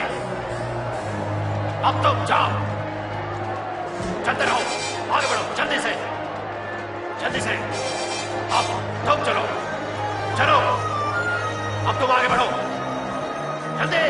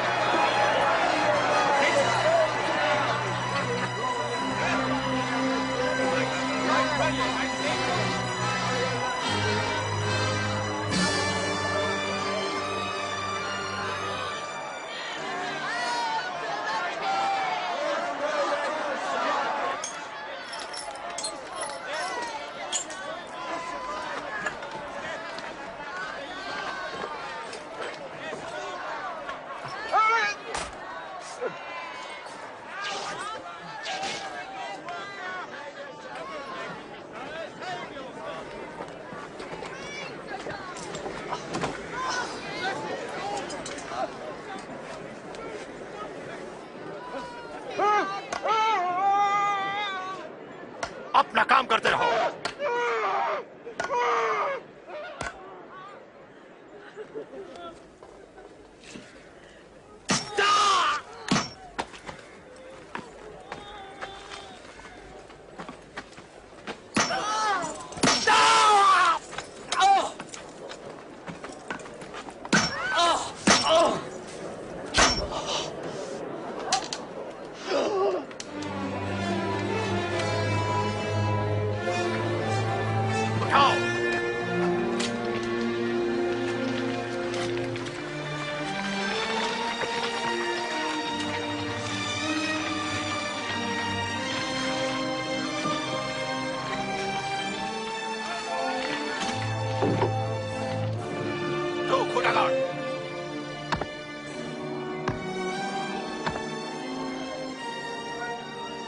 रस्से ढीले करो।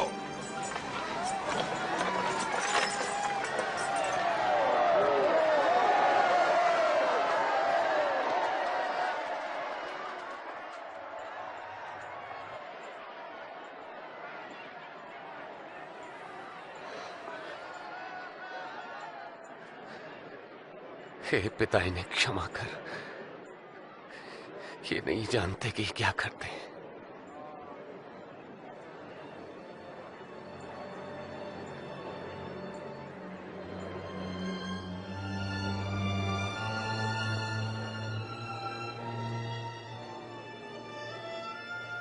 इसने औरों को बचाया, अब अपने को बचाए।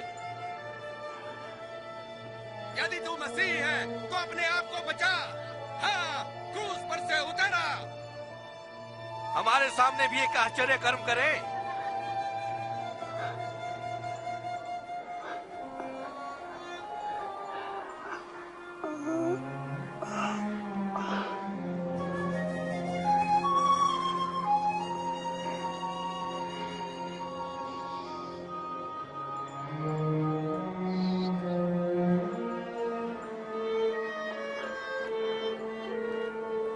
और यीशु को क्रूस पर 2 चोरों के बीच लटकाया गया।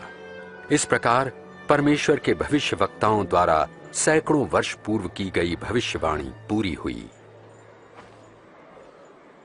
ये कपड़ा किसी मामूली आदमी का नहीं। रहने दो, नहीं इसे मत फाड़ो, मैं बताता हूँ इसका क्या करें। चलो पर्चियां डालें। अच्छा, पर्ची डाल के देखते हैं। ये मेरा नंबर तो क्या है, देखो नंबर तो देख। अरे तुझे मिल गया, अब तू इसका क्या करेगा?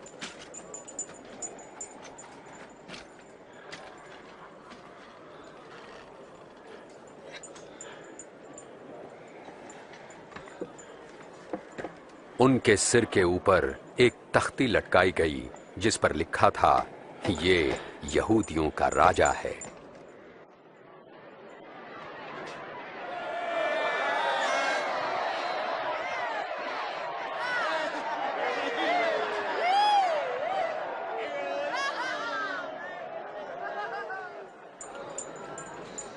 यदि तू यहूदियों का राजा है तो बचा ले अपने आप को।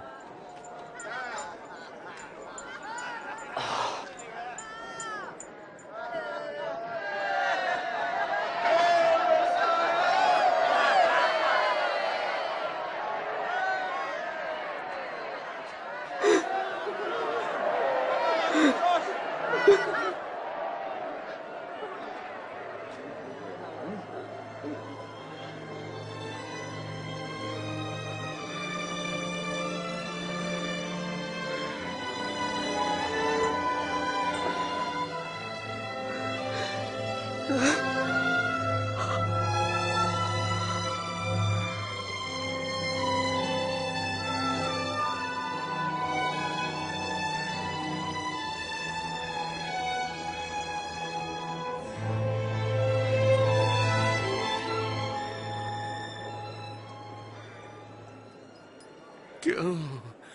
तू तो मसीह है ना? फिर हमें और अपने आप को बचा ले। क्या तुम परमेश्वर से नहीं डरते? उनको वही सजा मिल रही है जो हमें मिली, पर इनका तो कोई अपराध नहीं है।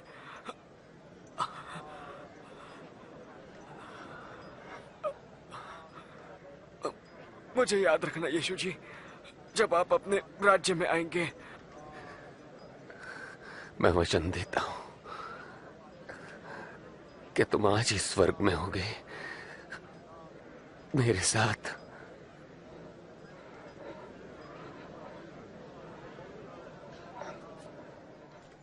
दोपहर हो चुकी थी और 3 घंटे तक सारे देश में अंधकार छाया रहा।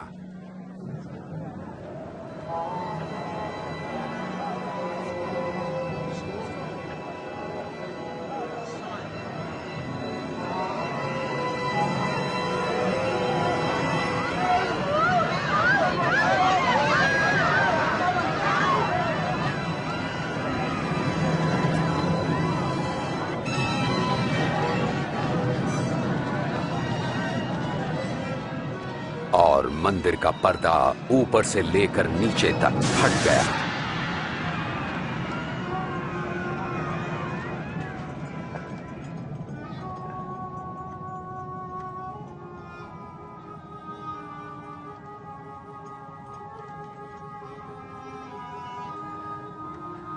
हे पिता,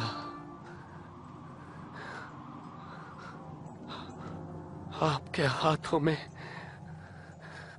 मैं अपनी आत्मा सौंपता हूं।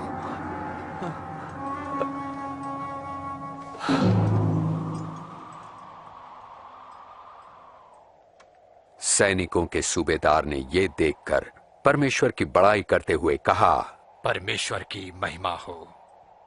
निश्चय ही ये एक धर्मी मनुष्य थे।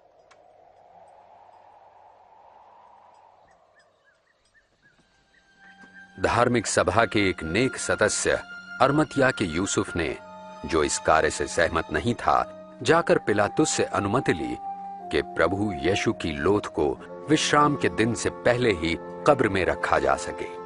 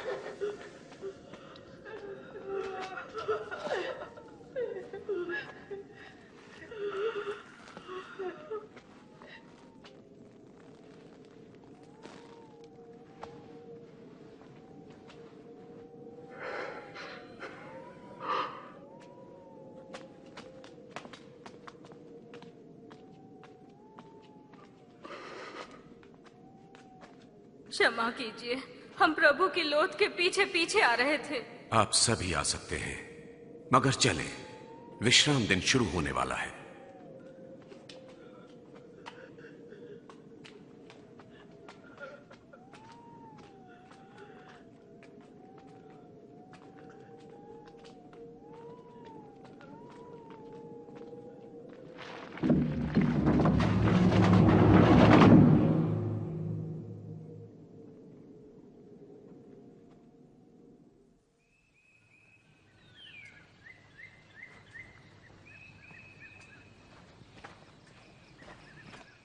रविवार की सुबह तड़के ही स्त्रियां सुगंधित वस्तुएं तैयार करके कब्र पर आईं। उन्होंने कब्र से पत्थर को लुढ़का हुआ पाया और जब वे अंदर गईं तो प्रभु यीशु की लोथ वहां नहीं थी।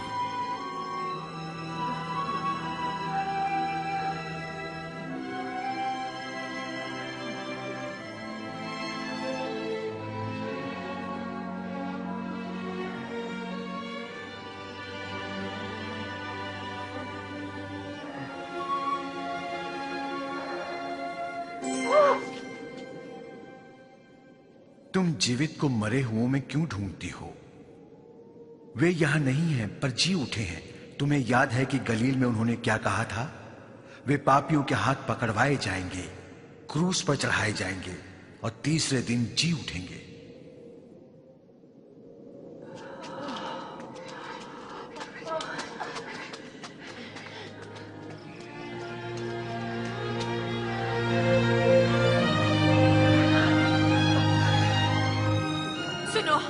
कब्र का पत्थर लुढ़का हुआ था। हम अंदर गए, पर हमारे प्रभु का शव वहां नहीं है। क्या प्रभु का शव नहीं है? और दो मनुष्य हमें दिखे, स्वर्गदूत चमकते सूर्य समान, और हमसे ये कहा, तुम जीवित को मृतकों में क्यों ढूंढती हो? ये सच है। विश्वास कीजिए, विश्वास कीजिए। हमने उनको देखा, आप भी जाकर देखें। कब्र खाली है, प्रभु वहां नहीं है। पतरस, आप हमारा विश्वास करें।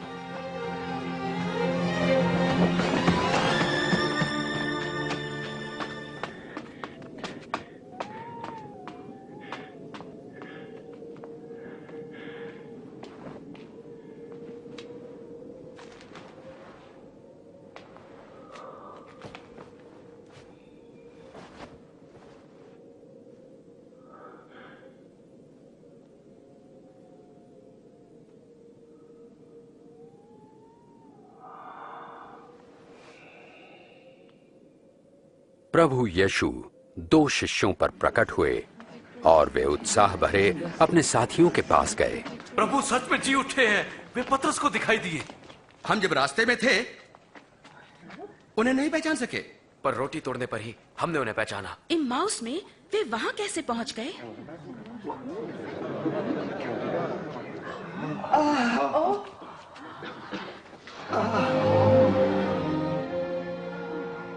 तुम्हें शांति मिले।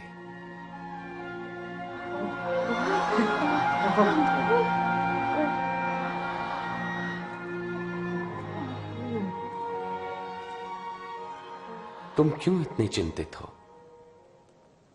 तुम्हारे मन में शंका क्यों उठ रही है? देखो, मेरे हाथ और मेरे पांव, और जान लो कि ये मैं ही हूं। मुझे छुओ तो पहचान लोगे, क्योंकि आत्मा के हड्डी और मांस नहीं होता जैसा मुझ में देखते हो। मैं यही बातें तो करता था जब तुम्हारे साथ था, कि मेरे विषय में मूसा की व्यवस्था, भविष्यवक्ता के लेखों और भजन संहिता में लिखा सब पूरा होना था। यही तो लिखा है कि मसीह को दुख उठाना और तीसरे दिन मृतकों में से जी उठना है। उनके नाम से पश्चाताप और पाप क्षमा का संदेश यरूशलेम से लेकर सारे संसार में प्रचारित किया जाएगा। तुम इन सब बातों के साक्षी हो, और मैं स्वयं अपने पिता का वचन तुम्हारे लिए पूरा करूंगा। स्वर्ग से सामर्थ्य पाने तक यरूशलेम में ही प्रतीक्षा करते रहना।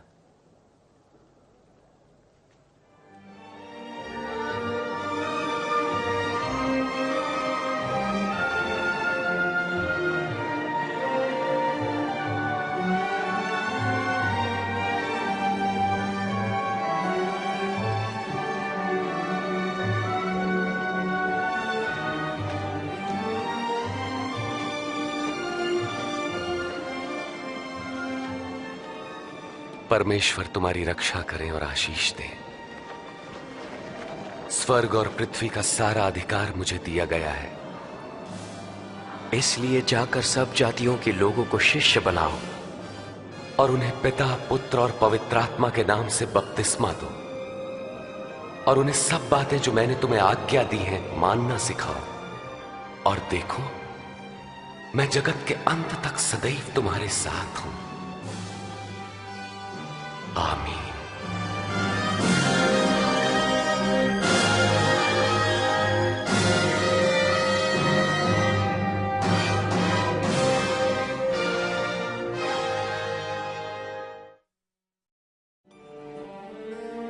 बहुत समय पहले भविष्यवक्ताओं ने लिखा कि परमेश्वर पापियों को बचाने और अपने साथ मेल मिलाप करने के लिए मसीह को भेजेगा। यीशु का जीवन स्पष्ट रीति से यह बताता है कि वही उद्धार करता है जिसे भेजने के लिए परमेश्वर ने वादा किया था। भविष्यवक्ता यशायाह ने कहा कि एक कुंवारी गर्भवती होगी और एक पुत्र को उत्पन्न करेगी, और ऐसा हुआ भी। परमेश्वर की सामर्थ्य से मरियम, जो कि एक कुंवारी थी, गर्भवती हुई और उसने यीशु को जन्म दिया। जैसा कि वचनों में लिखा है, उसका अद्भुत रीति से जन्म लेना परमेश्वर की ओर से चिन्ह होगा कि जो पैदा हुआ है वो बच्चा मसीह है, जिसे परमेश्वर अपना पुत्र कहता है। जब लोगों ने यीशु को देखा तो उन्होंने उसमें परमेश्वर के स्वभाव और सामर्थ्य को देखा। उसने लोगों को चंगाई दी और उनके पापों को क्षमा किया। उसने लोगों से वादा किया कि उन्हें अनंत राज्य में स्थान मिलेगा। यीशु ने अपना जीवन बलिदान किया और सब मनुष्यों के लिए दंड को सहा। उसने मरकर जी उठने के द्वारा यह प्रकट किया कि उसकी सामर्थ्य मृत्यु की सामर्थ्य से कहीं ज्यादा है। यीशु जो मसीह है, उसने कहा कि मेरे पास अपने प्राण देने की भी सामर्थ्य है और साथ ही उसे वापस लेने की भी। यीशु का जीवन भविष्यवाणियों के अनुसार था। यीशु का जीवन इस बात का पक्का प्रमाण है कि परमेश्वर का पवित्र वचन पूरी तरह सत्य और कभी न बदलने वाला है।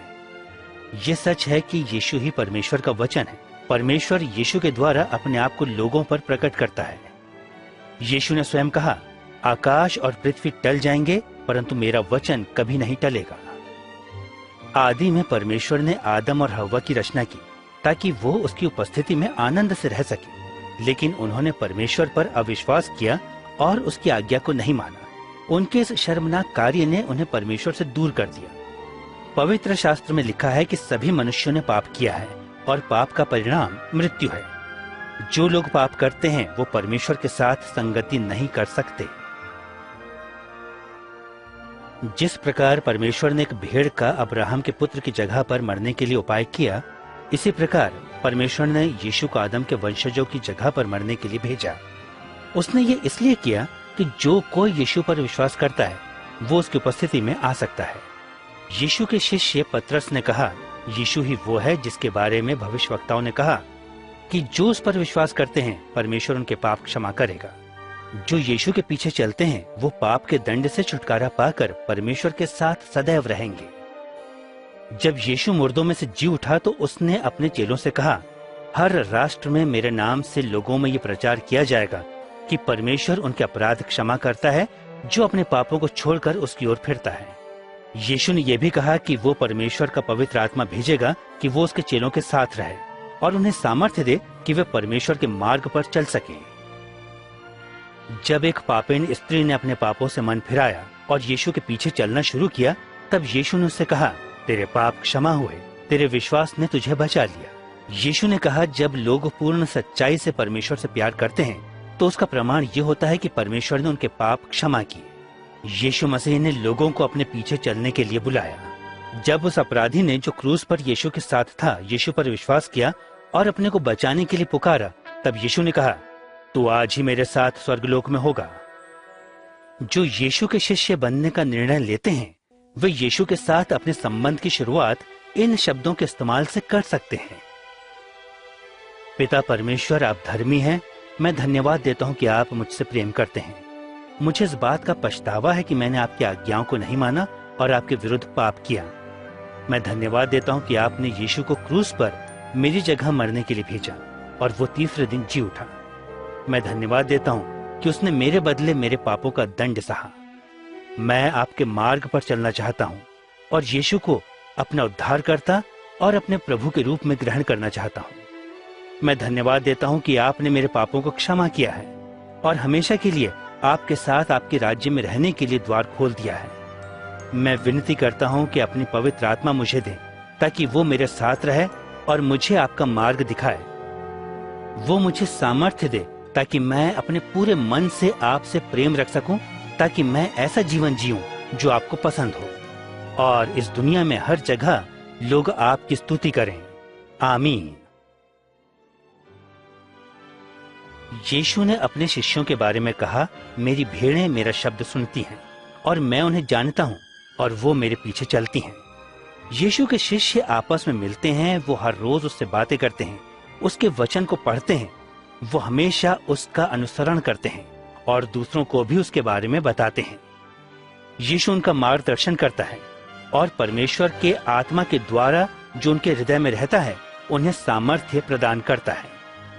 हमेशा उस बात को अपने मन में याद रखें जो उसने स्वर्ग पर जाते समय कही थी, परमेश्वर ने मुझे स्वर्ग और पृथ्वी का अधिकार दिया है। विश्वास रखो, मैं हमेशा तुम्हारे साथ इस जगत के अंत तक हूँ।